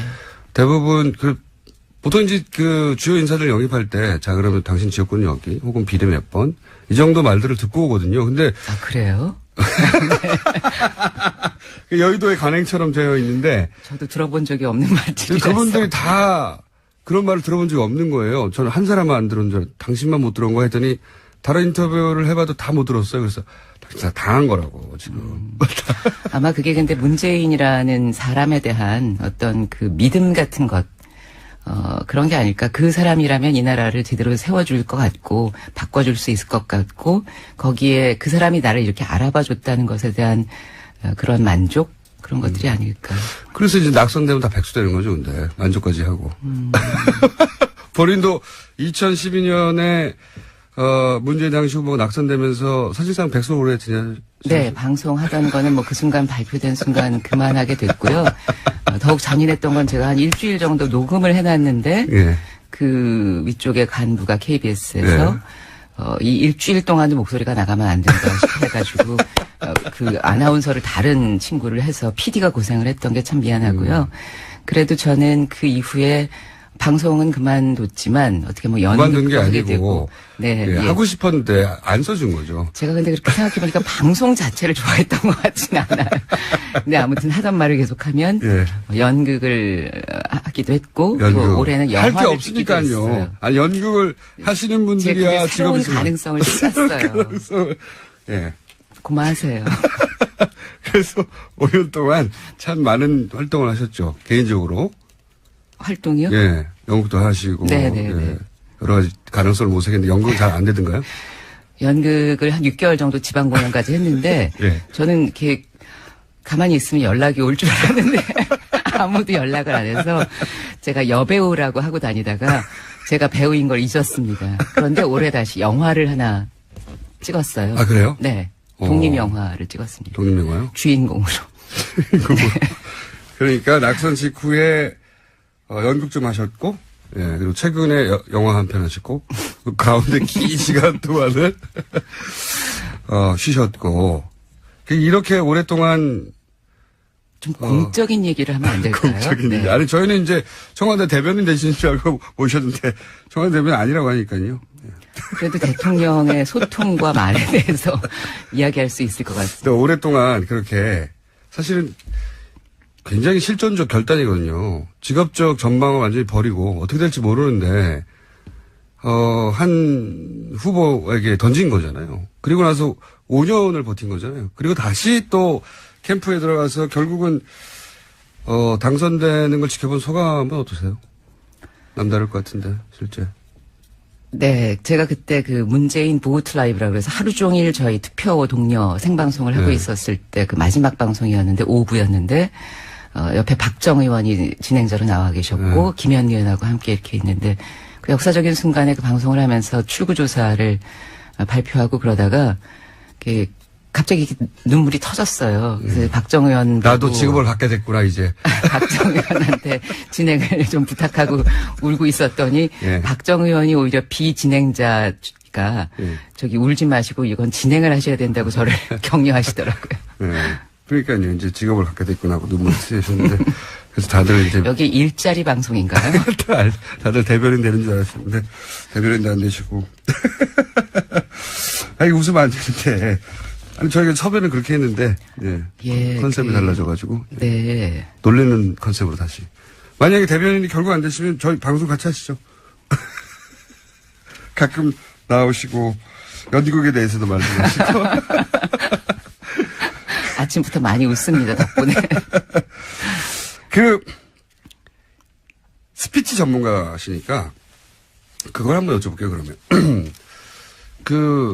문재인 후보, 그러니까 첫 번째 후보 시절, 그리고 나서는 계속해서 의원도 했다가 야인도 했다가, 그리고 이번에 또 후보가 돼서 토론회도 거치고 몇 번에 걸친 훨씬 더 강도 높은 지난번보다.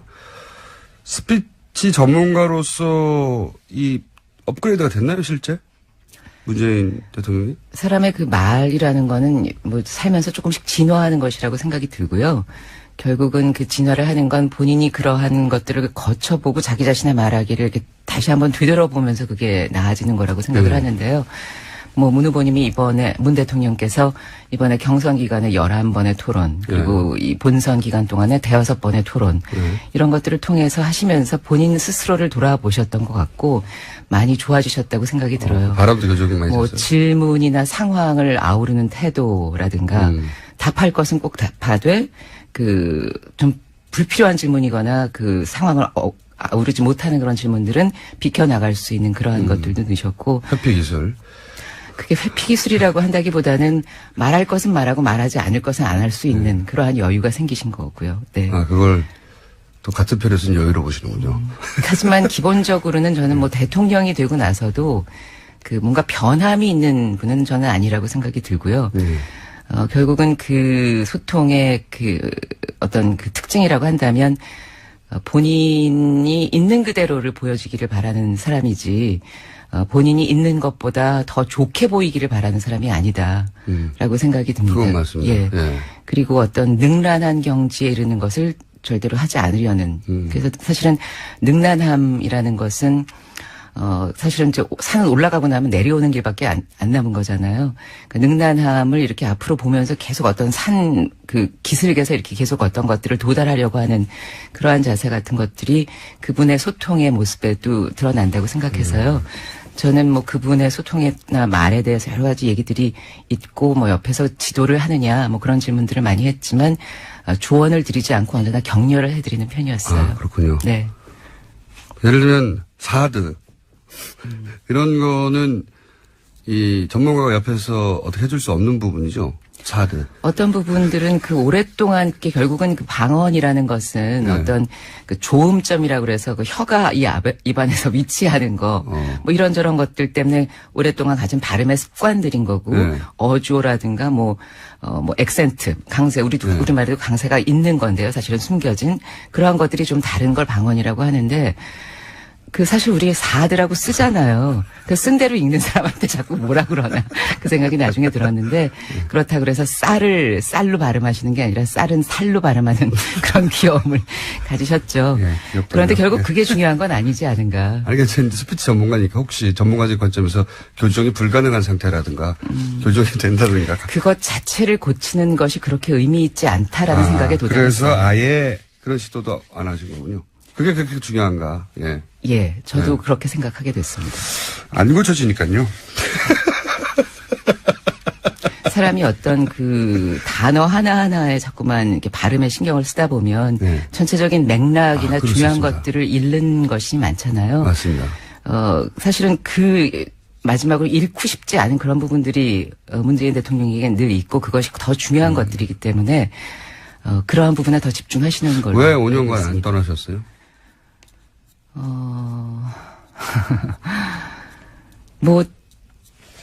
모르겠어요. 저는 왜 올라 그러세요? 아니, 우는 건 아니고요. 네.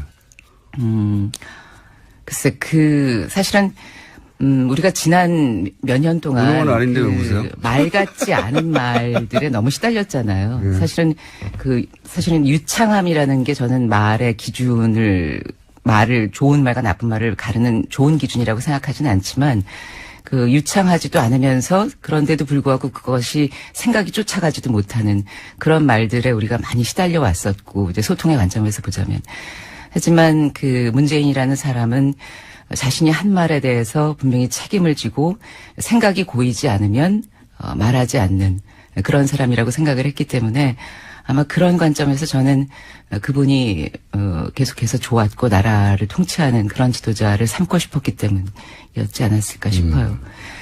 조금 전부터 김어준 씨가 너무 관심도가 떨어지는 눈동자로 저를 바라봐서 대변인 아니시라고 하니까. 예, 그래서 답변을 하기가 참 겸연쩍습니다. 관심을 가져주시죠. 제 발음도 교정이 가능합니까? 그다지 이렇게 고쳐야 될 게 보이지는 않아요. 발음 같은 것들은 다른 것들이 좀 정신 자세라든가 이런 거 재밌어 합니다. 재밌어 합니다. 아니 이제 남의 발음은 신경 쓸 때가 아니라 본인은 이제 직업적 전망을 고민하셔야 될 텐데. 제가 사실 이렇게 보기와 달리 뭔가 어떤 것을 목표로 삼고 그 목표를 향해 다가가는 그런 성격은 아닌 것 같아요. 그러니까 저는 제 앞에 펼쳐지는 어떤 일들이 다가오는 대로 닥치는 대로 그것 마음 내키는 대로 그렇게 살고 있는데요. 굶어 죽게 하겠습니까? 네. 저희가 오늘은 대변인 예정자로 초대를 했다가 구직자를 저희가 소개해드리고. 다른 질문들은 다 안 하고 끝난 거예요. 예, 끝났습니다. 왜냐면. 앞으로의 포부 그런 것도 대변인이 될 때만. 예, 다른 질문은 다 대변인을 예정하고 저희가 질문하려고 했는데. 그렇진 않았어요. 제가 받아본 질문지는.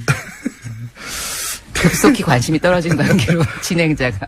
아닌데 제가 사실 유정아, 전 아나운서, 유정아 씨를 개인적으로 굉장히 좋아합니다. 좋아하고, 방송도 잘하시고, 스피치도 잘하시고, 그리고, 그렇지 않아도, 이제 시간이 많으실 테니까 저희 방송과 어떻게 접점을 찾아볼까 하던 참이었어요. 진심으로 말씀하신 줄 알았더니 구직을 해주시는 거군요. 아니에요. 그리고 또 마침 그런 접점을 찾고 있었는데 대변인이 되어서 안 되실 거구나 하고 걱정했었는데 대변인이 안 되신다고 하니까 이제 접점을 계속 찾아보러 가겠습니다. 네, 고맙습니다. 진짜로 대변인 되시는 거 아니에요, 근데? 이러다가? 글쎄요, 네. 본인이 결정할 수 없는 일이니까요. 오늘 이렇게 하고 굉장히 재밌는 인터뷰였고요. 저희가 코너를 하나 만들든가 성대모사 코너라든가 스피치 코너 같은 거 만들어가지고 조만간 다시 뵙는 것으로. 네. 가나요, 저? 예. 많은 답변을 준비해 오신 것 같은데 그거는 대변인 되고 나서 하시고요. 오늘은 여기까지 하겠습니다. 지금까지 윤성화 전 KBS 아나운서였습니다. 감사합니다. 네, 반갑습니다. 네.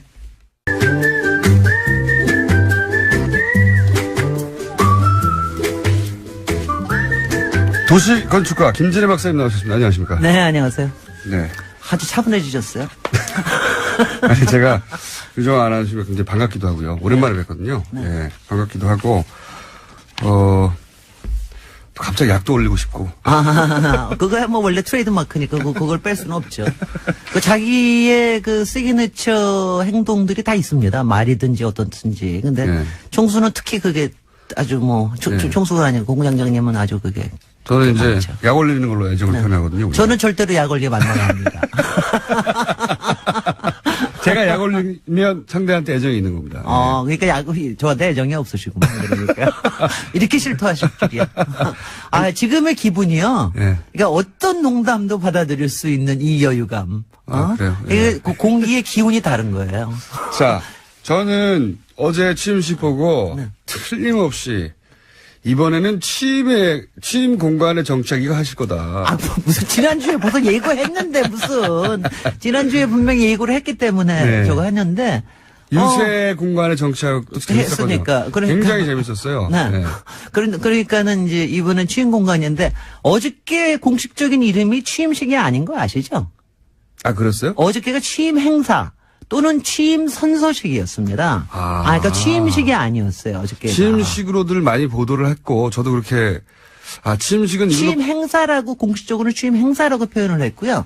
많이들 쓰는 거 취임 선서식이라고 했습니다. 그러니까 어저께는 공식적인 취임식이라고 보기에는 참, 근데 취임이라고 하는 게 선서만 하면 되는 거니까. 원래 취임식은 선서를 하려고 하는 거죠. 나머지는 요식이고. 선서하는 거는 뭐 한 30초? 30초 정도에서 선서문. 근데 대통령을 하라면 선서를 해야 하니까. 네. 그러니까 그런 거니까. 선서 절차를 밟은 것이다. 밟은 거죠. 그러니까 그거니까 분명하게 이제 취임식이라고 볼 수 있는데 어제가 어떠셨어요? 저는 마음에 들었어요. 난 짧으니까 너무 좋대. 아니, 전체가 25. 그러니까 마음에 드는 거예요. 전체가 25분밖에 안 걸렸어요. 그러니까 일단은 그 앞뒤 식전 행사, 식후 행사, 뭔가 의젓 행사가 없어지니까 일단 짧으니까 집중이 돼요. 그러니까 메시지가 정확하게 들어오더라고요. 어저께는 제가 사실은 오늘은 취임 공간에 정치할 필요가 없이 어저께는 공간이 아예 싹 없어져 버리니까 너무 좋더라고요. 어떠셨어요? 저는 이제 본인 성격하고 좀 닮았다. 네. 굉장히 담백하고 간단하고. 네. 성격도 군더더기도 없잖아요. 예. 네. 근데 닮았다. 저는 취임식으로 이걸 끝내도 되겠다 싶은 생각도 들었어요.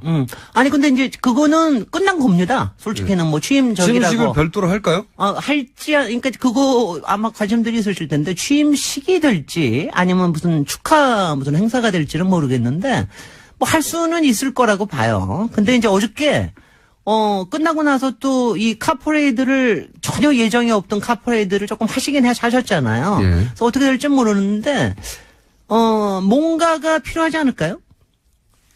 뭔가 필요한 거 없다고 보세요? 왜냐하면 그동안에 취임식을 많이 보셨을 테니까, 미국의 취임식, 프랑스의 취임식, 거창하죠. 우리나라의 취임식, 이걸 많이 그러니까 그동안 우리나라의 취임식이, 국회에서 취임식을 하고, 그러고 나서 광화문으로 옮겨가지고, 광화문에서 무슨 이제 축하 행사를 하고 이게 보통 여태까지의 되게 그 행사의 기본이었었거든요. 그러니까 아침에 이제 현충원 갔다가 취임식하고 그다음에 취임 축하 행사하고 이렇게 하는 거였는데 이 중에서 이제 하나가 없어진 건데 그 중에서 여태까지 어떤 게 좋으셨어요?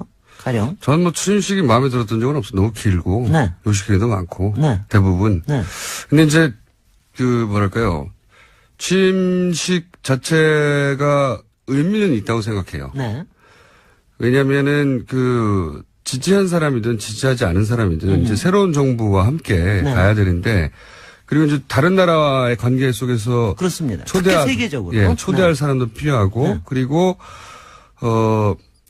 내가 어떤 정부를 만들어 가겠다는 어떤 상징이 그 취임식에 담기잖아요. 그렇습니다. 예, 메시지 담기고.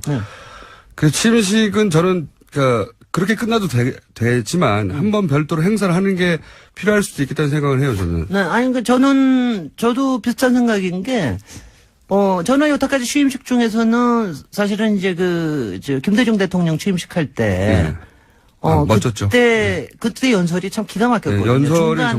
연설의 중간에 이제 IMF 저거 하시면서 이렇게 중간에 울컥하실 때, 잠깐 멈추실 때. 첫 번째 정권 교체기도 했고요. 그러니까 그때가 굉장히 기가 막히게 좋았거든요. 그리고 이제, 그러니까 사람마다 참 이게 다른 게, 그 다음에 노무현 대통령 하실 때는 딴 거보다도, 그러니까 노무현과 김대중이 같이 있는 사진을 하나 찍기 위해서 이게 취임식이 필요한 게 아닌가 할 정도의 그런 상징성이 있었어요. 근데 이제 이거를 어떻게 해야 되느냐. 그러니까 가령 지난번에 박근혜 대통령은, 현충원과 취임식과 그 다음에 광화문에 옷도 다 바꿔 입으시면서 막 다니시고 그랬는데, 그러니까 뭔가, 그러니까 조금 아쉽다는 생각은 좀 듭니다. 그렇죠. 그리고 이제 이거는 이게 확실하게 있는 게 우리가 여태까지 지금은 다 취임식을 다 국회 앞에서 한다고 다 생각을 하시지만 예전에는 직선제가 없었을 때는 다 체육관에서 다 그랬었거든요. 장축체육관에서 하고 그다음에 잠실체육관에서 하고 그런 때도 있었어요. 바로 당선이니까요. 글쎄 말이죠. 그럴 때도 있었으니까. 근데 이제 지금 이렇게 우리가 찾아낸 행사인데 뭔가를 하는 게 광화문에서 할 가능성도 있을 수도 있겠네요. 근데 저는 솔직히는 제가 이게 이제 시간도 많지 않으니까 오늘 그냥 너무 소소하게 되는데 제가 여태까지 모든 취임식에서 가장 좋은 게 뭐냐 하면은 그러니까 동서양 다 막론해서 제일 좋은 게 미국 대통령이 취임식이 끝나고 길에 퍼레이드를 하는 게 있어요. 걸어서. 맞습니다. 저는 그게 그렇게 부럽더라. 그러니까 저는 그냥 내내 부러웠어요, 그게. 내내 그게 뭐냐면 거기가 컨그레스 홀에서 캐피털 힐에서 하고 앞에서 크게 취임식을 하고 뒤로 거리로 나와가지고 거리 행진을 하는 거거든요. 근데 그때 그냥 그게 이제 1월 달이니까 무지 추운데 이 사람들은 모자도 못 쓰고 아무것도 못 하고 그리고 또 영부인은 또 이쁜 드레스까지 입고 그러고서는 이제 다 다니면서 이제 길에서 걸어 다니면서 하거든요. 시민들이 도열해 있죠. 시민이 도열하고 그리고 이제 그러니까 그게 왜냐하면 사실 모든 피 클 것 같아. 아마 이제 대통령으로서는 그 다음에 미국에서는 특히 무도회라든가 이런 것도 굉장히 유명하니까. 근데 그럴지 모르겠는데 시민의 입장에서는 도보 프레이드를 하는 게 짧더라도. 그러니까 광화문에서 할 수 있잖아요. 광화문에서 시청 정도까지 걸을 수 있죠. 제가 맨날 주장하는 거로 우리의 광장은 광화문부터 서울역이다. 여기 이거를 그렇게 많이 걸어요? 다 걸어봤자 2km밖에 안 돼요. 시청까지만 가면 안 될까요? 아니 시청까지만 하면은 이제 통합 될 때고 서울역까지 하면 또 새로운 미래로 출발하는 것까지 해서 기차 타고 출발이요? 그렇게 하면은 한 200~300만 모일 수 있지 않을까. 사람은 많이 모이겠죠. 네네. 그러니까 미국의 취임식이 좋은 게 캐피털 힐 앞에 인디펜던스 몰에 굉장히 많은 사람들이 모여서 한 200~300만이 모이거든요. 근데 장관이죠, 장관. 근데 우리는 국회 안에서 하면은 많아봤자 60만 정도 모입니다. 60만한테 사실은 카드를 보내고 초청장을 보내고 그러면 실제로 2~30만. 박사님 아이디어로 하자면 좀 좋은 아이디어라고 생각이 들어요. 그러니까 공식 행사라는 게 결국은 이제 취임식에 어떤 메시지가 담기냐인데 취임 연설에 그거 짧게 하고 그냥 걷고 들어가라. 걷고 같이 시민들 어저께도 같이 잘 걸으시던데. 그거 좋네요. 잘 걷고 하는 게 난 꼭 굉장히 좋을 것 같아요. 그러니까 그런 정도. 그리고 앞으로도 우리의 취임 문화에 대해서 조금은 생각을 해보는 것도 좀 분명히 필요할 것 같아요. 그리고 그렇게 퍼레이드를 하면 그 사이사이에 이른바 세계 대사들하고의 만남, 그 다음에 시민들하고의 만남, 이런 것들도 충분하게 그 사이사이가 있을 수가 있거든요. 그러니까 그렇게 하는 거가 어떠신지 생각해 주십시오. 제가 생각한다고 뭐. 아니, 생각해줘. 누군가는 생각해 주시겠지. 그럼 주장하죠, 여기서. 네, 계속. 네. 예. 네. 뭔가 한다면, 안 한다면 뭐 안 하는 것이고. 아직 지금 한 달쯤은 정신없을 테니까. 네, 일단은 뭔가 하게 다 된다면. 내가까지 다 꾸리고 난 다음에. 뭔가 하게 된다면, 취임식을 따로 한다기보다는, 네. 이제 감사하다고, 퍼레이드를 짧게 하는 게 어떠냐. 아니, 저는 퍼레이드라는 표현을 하지만 그냥 걷자. 같이 걷자. 걷기. 걷기. 같이 걸을 수는 없어요. 이제는. 아니, 그러니까 그 미국에서도 마찬가지입니다. 주변에는 다 경호원이 쌉니다. 그렇지만 굉장히 자연스럽게 같이 걷죠. 뛰어댕겨. 그리고 내가 나와가지고, 또 네. 저기 비서실장도 다 같이 걸으라고요. 걸어야 돼. 걸어야지 튼튼해집니다. 건강해집니다. 그런 의미 있는 행사가 한 번은 필요한 것 같긴 합니다. 그렇습니다. 저는 그런 게 좀 필요할 것 같아요. 뭐 어쨌든 새로운 정부 출범인데, 그 TV로만 봤으니까요. 네. 그래서 뭐 거창한 행사는 아니어도 많은 사람들이 같이 참여하거나 지켜볼 수 있을 정도 행사는 있으면 좋겠네요. 예, 돈 많이 안 들고. 네. 걷기요. 걷기. 그거 좋은데요. 그러면 그 공간의 정치학, 걷기. 그럼 제가 또 한 번 또 할 수 있죠. 다른 나라에도 그런 게 있나요? 저도 미국 다른 나라에 딱 하나가 예. 그 아까 얘기하는 미국하고 그다음에 그 프랑스에서 엘리제궁에서 하고 이 사람들은 웃겨요. 샹젤리제를 퍼레이드를 해요. 그러니까 샹젤리제를 퍼레이드를 하고 그때 걷지는 않는데 샹젤리 퍼레이드를 하고 난 다음에 거기 개선문 있잖아요. 거기에는 개선문 안에 그 호국 영령들의 그 무슨 뭐가 있거든. 그 저 혁명 전사들. 거기에 가서 하는데 그것도 아주 굉장히 근사합니다. 그러니까 같이 걸으면 굉장히 좋습니다. 자, 이제 끝나고 유정아 아나운서 고기 먹으러 와야 되기 때문에. 네. 같이 가시죠. 여기까지 하겠습니다. 김어준이었습니다. 이제 바른정당은 좀 허기했습니다. 네, 탄핵에 대해서 이야기하면서 입장이 같았다라는 식의 이야기를 한 거죠. 바른정당이 오히려 국민의당이나 자유한국당보다는 분위기가 좋았다. 네. 그래서 뭐 특별히 저희가 짚을 대화는 없고요. 자, 그리고 그다음 정의당 잠깐 보겠습니다. 심상정 후보와는 어젯밤에 서로 축하와 위로를 나누는 그런 통화를 했습니다. 저는 정의당이 이번에 뜻을 이루지는 못했지만 그러나 정의당의 어떤 가치, 정책 지향 이런 것을 국민들에게 알리는 데는 저는 충분히 성공했다고 생각하고. 자, 그랬더니 이제 당사를 찾은 첫 번째 대통령 얘기 나왔던 거고요. 네, 노회찬 원내대표한테 한 말인데 노회찬 원내대표도 화답을 하면서 야당 정치인과 소주 한잔하는 대통령 모습 보고 싶다라는 식의 일종의 제안을 했습니다. 자, 근데 제가 보니까 토론회 때부터 훨씬 말을 잘하더라고요. 조금 더 편안해진 상태이기 때문으로 짐작되는데요. 토론회 때 그렇게 했으면 좀 더 표를 얻었죠. 자, 그리고 나서 이제 인선 발표하고 특이한 점은 인선을 대통령 본인이 기자회견 하면서. 네, 직접 했습니다. 예, 그래서 대본 없이 기자회견하고 질문을 하라고 그랬더니 이제 청와대 출입기자들이 질문이 준비가 안 돼가지고 질문이 없었어요. 그게 좀 이상했습니다. 보통 첫 인선하고 그러면 다른 나라도 뭐 백악관 이럴 때 엄청난 질문이 쏟아지는데 질문이 안 나와가지고. 아니, 뭐 자세한 내용들은 인선 당사자들한테 하라고 하긴 했었습니다. 대통령은 빠지고요. 물론 제가 말하는 건 그겁니다. 예. 대통령, 그러니까 당사자들이 이제 질문 받겠다고 했는데 그렇죠. 질문이 없었어요. 자, 인선으로는 뭐 국무총리 후보자, 대통령 비서실장 그리고 국정원장, 내정자 그렇게 발표됐고. 경호실장도 발표했습니다. 네, 경호실장도. 대통령이 임명할 수 있는 자리에는 크게 세 자리가 있어요. 즉각 임명할 수 있는 자리가 있고 비서실장이나 민정수석이나 경호실장. 네, 청와대 스태프들은 그렇습니다. 청문회 거치지 않고 바로 임명할 수 있습니다. 그리고 청문회를 거치는 것도 두 종류가 있어요. 청문회를 거치되 국회 인준이 필요한 자리와 청문회를 거쳤지만 국회 인준은 필요 없는 자리. 이렇게 나뉘어요. 예. 헷갈리시겠지만. 그러니까 조금 더 중요하게 느껴지는 자리 있잖아요. 예를 들어서. 총리와 장관. 예, 뭐 대법원장, 뭐 국무총리, 대법관, 감사원장, 헌재소장. 여기는 국회가 오케이 해줘야 되는 거고요. 장관이나 국정원장, 뭐 검찰총장, 국세청장, 뭐 경찰청장 등등등 이런 인사청문회를 거치지만 인주는 필요 없는 자리입니다. 그래서 대통령이 인사청문회를 거친 다음에 본인이 하겠다고 하면 되는 자리. 그게 세 자리가 있습니다. 네. 근데 어제는 이제 그 중에서 국무총리와 그리고 비서실장은 그냥 가면 되는 거고요. 네, 임명 이미 된 거죠. 일을 네. 하고 있습니다. 국무총리는 인주를 거쳐야 되는 거고요. 네. 국정원장은 인주는 거치지 않고 청문회는 꼭 해야 되는 인사고요. 그중에 어제 가장 화제가 된 건 이제 민정수석 정도죠.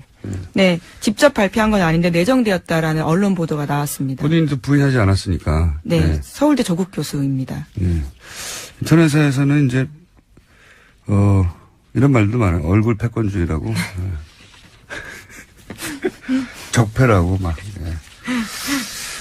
그런데 이제 이런 근본적인 고민들 혹은 걱정은 있어요. 그러니까 학자가 업자를 다룰 수 있느냐.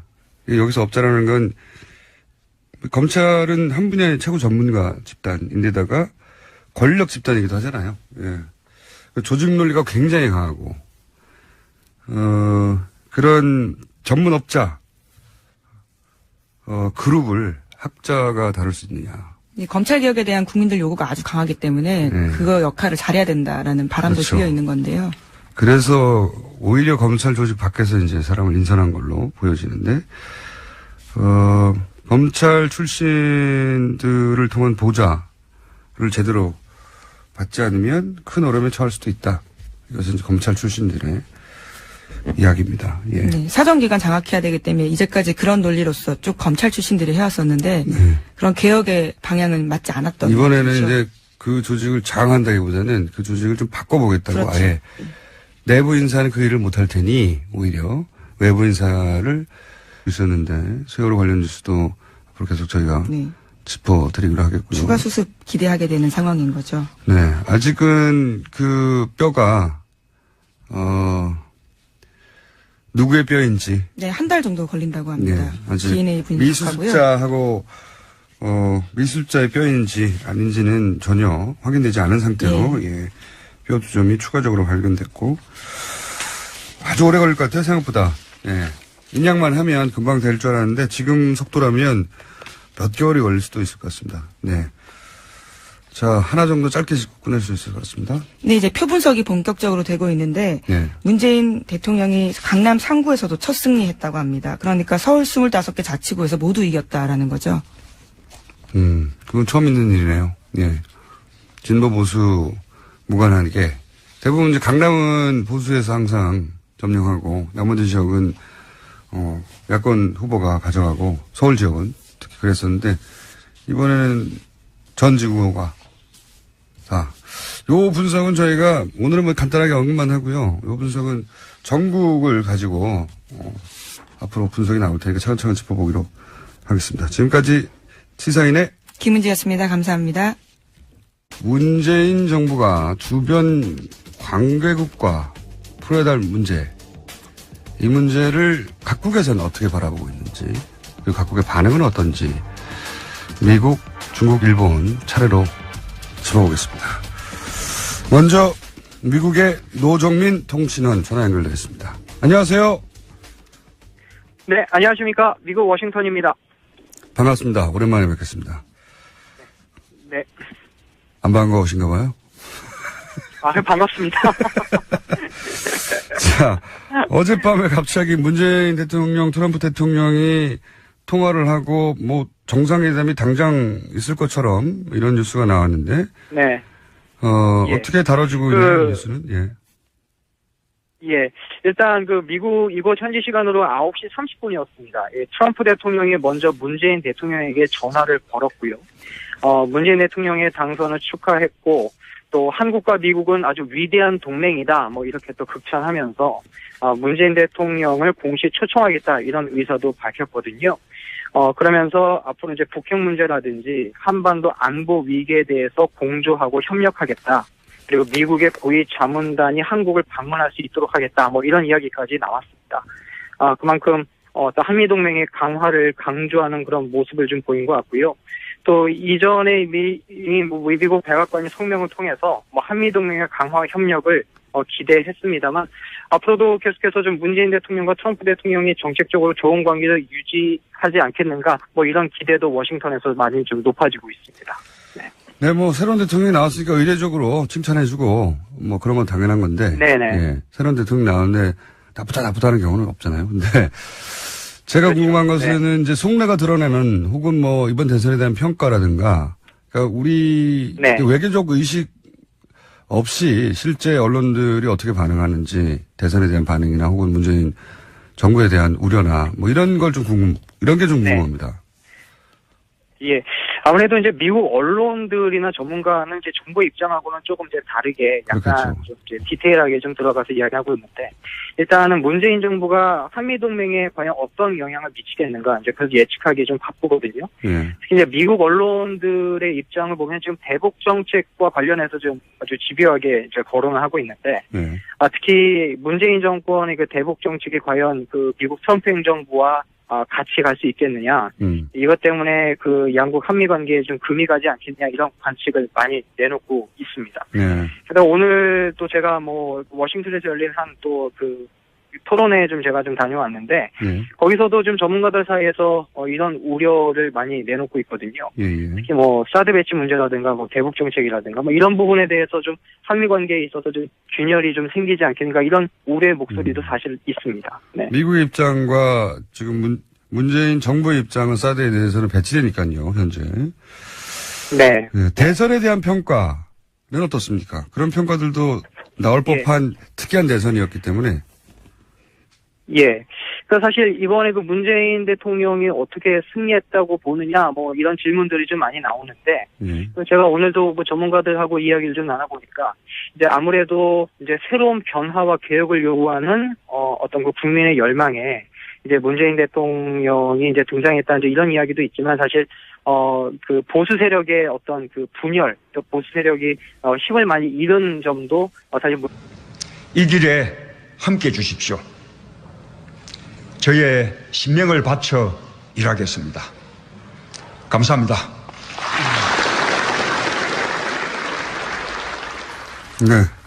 뭐 이런 전반적인 내용의 취임사가 있었습니다. 저희가 짧게 20초 버전으로 압축했고. 자, 그리고 바로 한 일이, 여의도를 갔죠. 네, 취임식 전에요. 먼저 야당 지도부들을 찾았습니다. 오전에요. 거기 먼저였나요? 예. 네, 그랬군요. 야당 지도부를, 원래 이제 당선되면 야당부터 찾겠다고 하긴 했었는데, 실제로. 이것도 이제 처음 있는 일이라, 언론의 주목을 많이 받았습니다. 자유한국당부터 정의당까지 쭉. 네, 당사를 직접 찾기도 했었고요. 예. 그리고 이제, 뭐랄까, 긴장 관계 속의 말들이 오가기도 했고, 나를 좀 숨기고, 예. 왜냐면 뭐, 이틀 전까지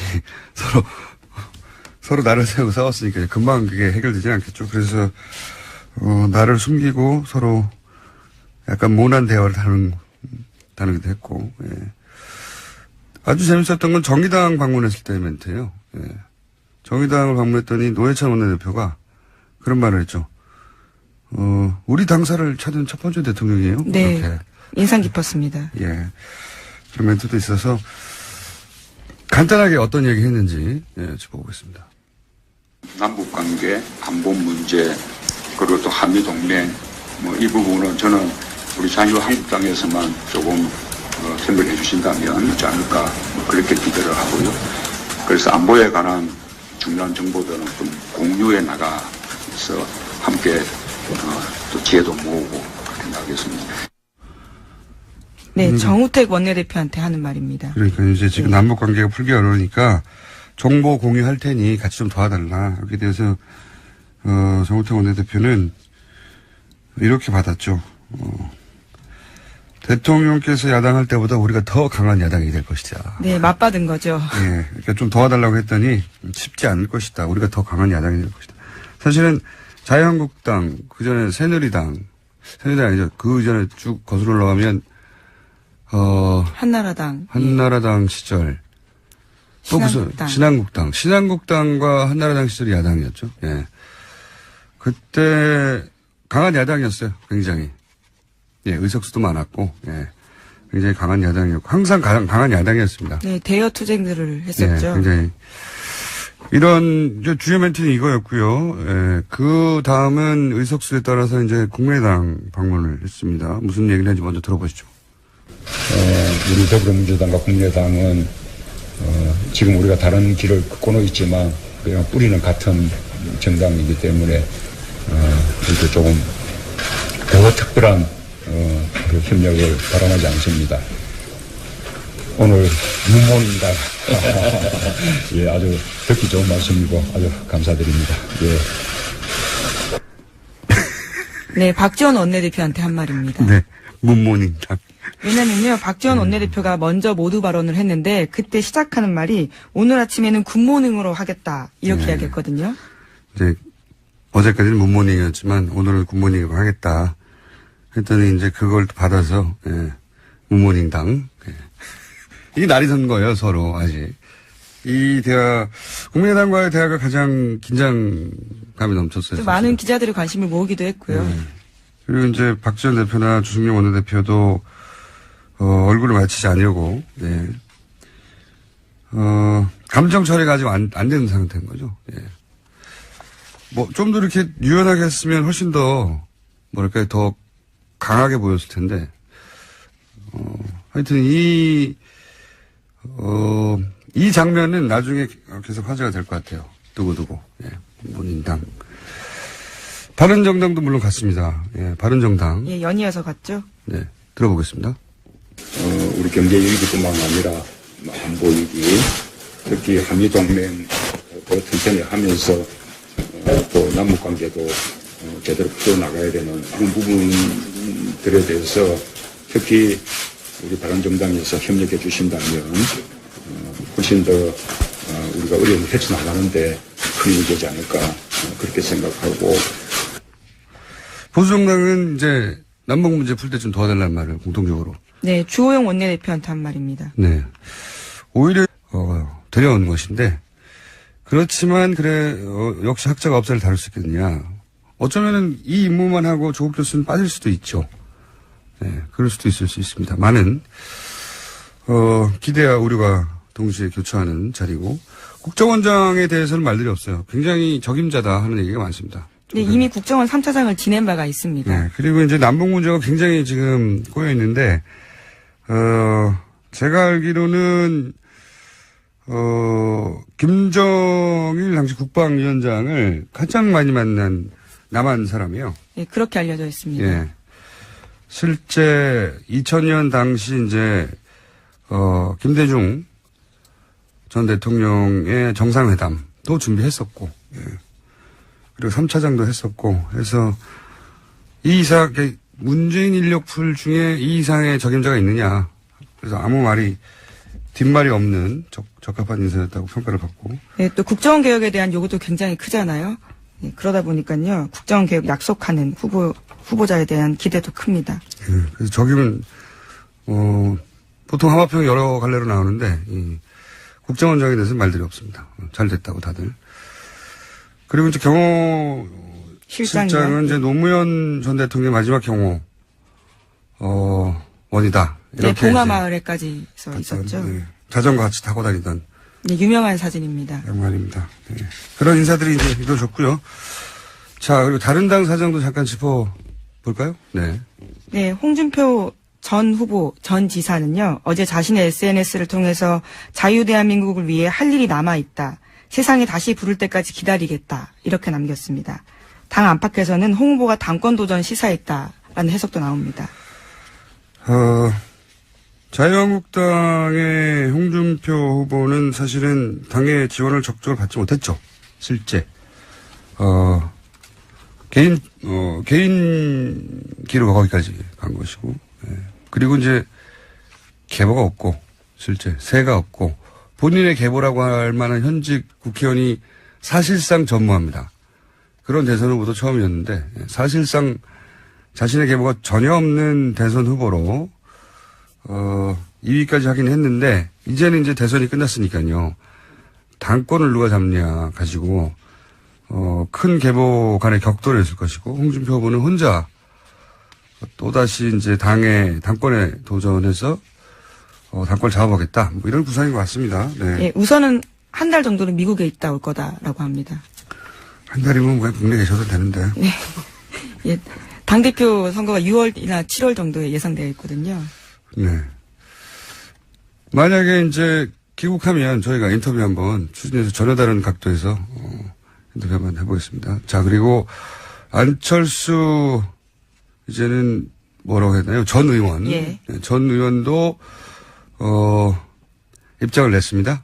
네, 어제 국민의당에서 선대위 해단식을 하면서 나온 메시지인데 안철수 전 의원은 당분간 휴식 취하겠다고 하면서도 좌절하지 않겠다라고 말했습니다. 재기 의사 밝힌 겁니다. 네, 삼수를 하겠다는 거죠. 네, 확실하게.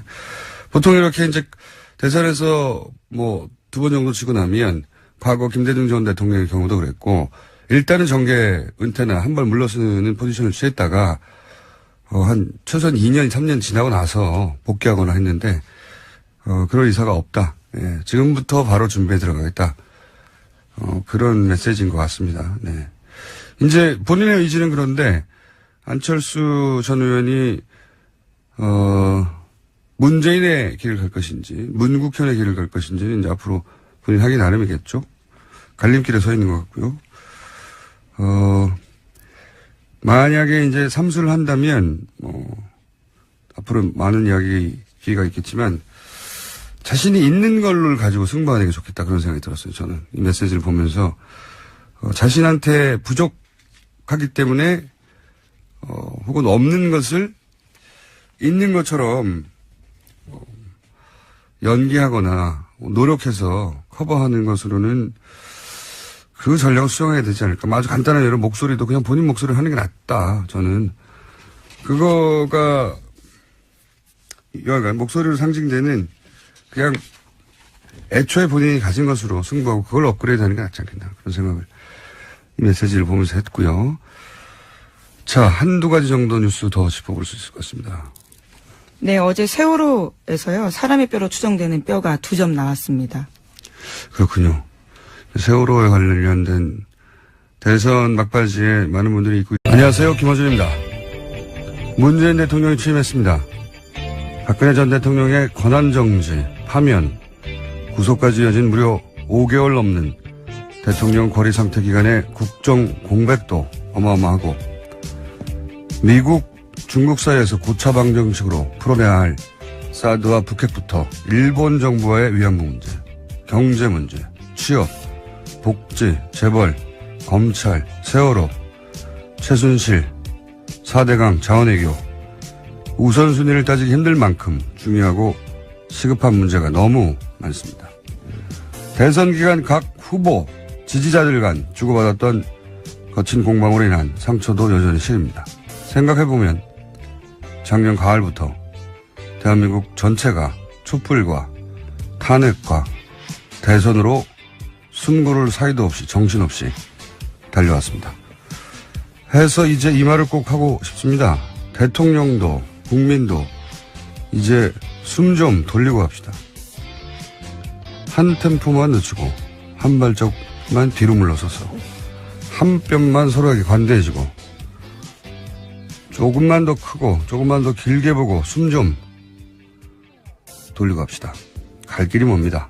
김어준 생각이었습니다.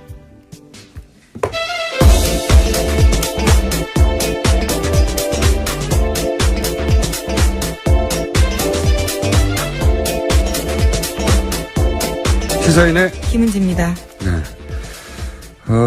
어제 문재인 대통령이 굉장히 바빴어요, 보니까. 일정이 많았습니다. 네. 엄청 바쁘더라고요. 네. 우선 이제 취임식도 했고요. 네. 초간단했죠?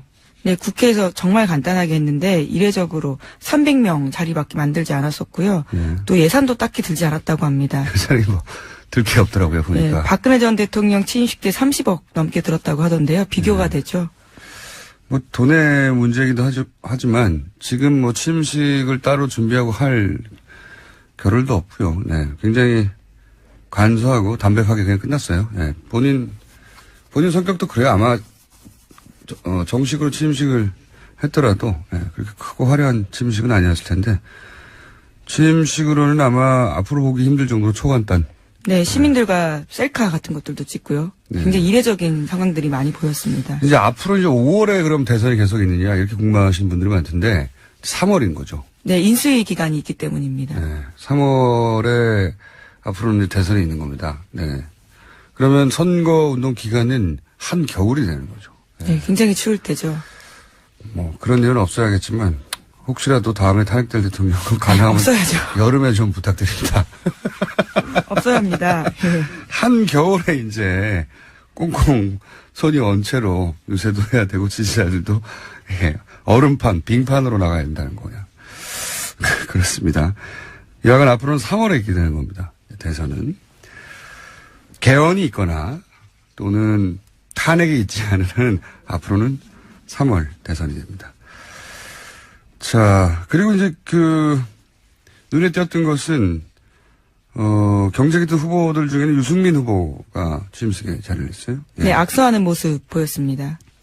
다른 후보들은 아마도 일부러 이제 피해주는 게 예의다. 이렇게 생각하신 분들도 있고, 또는 오고 싶지 않았던 분들도 있을 수도 있죠. 근데 이유가 뭐였든지 간에, 본인이 앞으로 계속 정치를 할 거면 유승민, 이제 의원이라고 불러야 되겠네요. 유승민 의원처럼, 오는 게 좋지 않았을까 하는 생각을 했어요, 보면서. 네, 승복하는 모습을 보여줬다라는 이미지를 남겼습니다. 그것도 그렇지만 이제, 진심은 어떤지는 본인 마음에 들어가 봐야 되겠지만, 축하한다는 뭐 그런, 그래서 호감도 상승한 것으로, 전반적으로.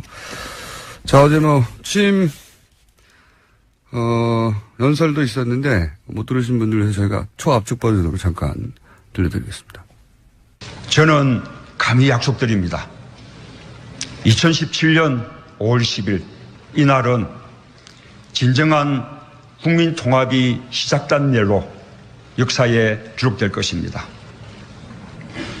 광화문 시대 대통령이 되어 국민들과 가까운 곳에 있겠습니다.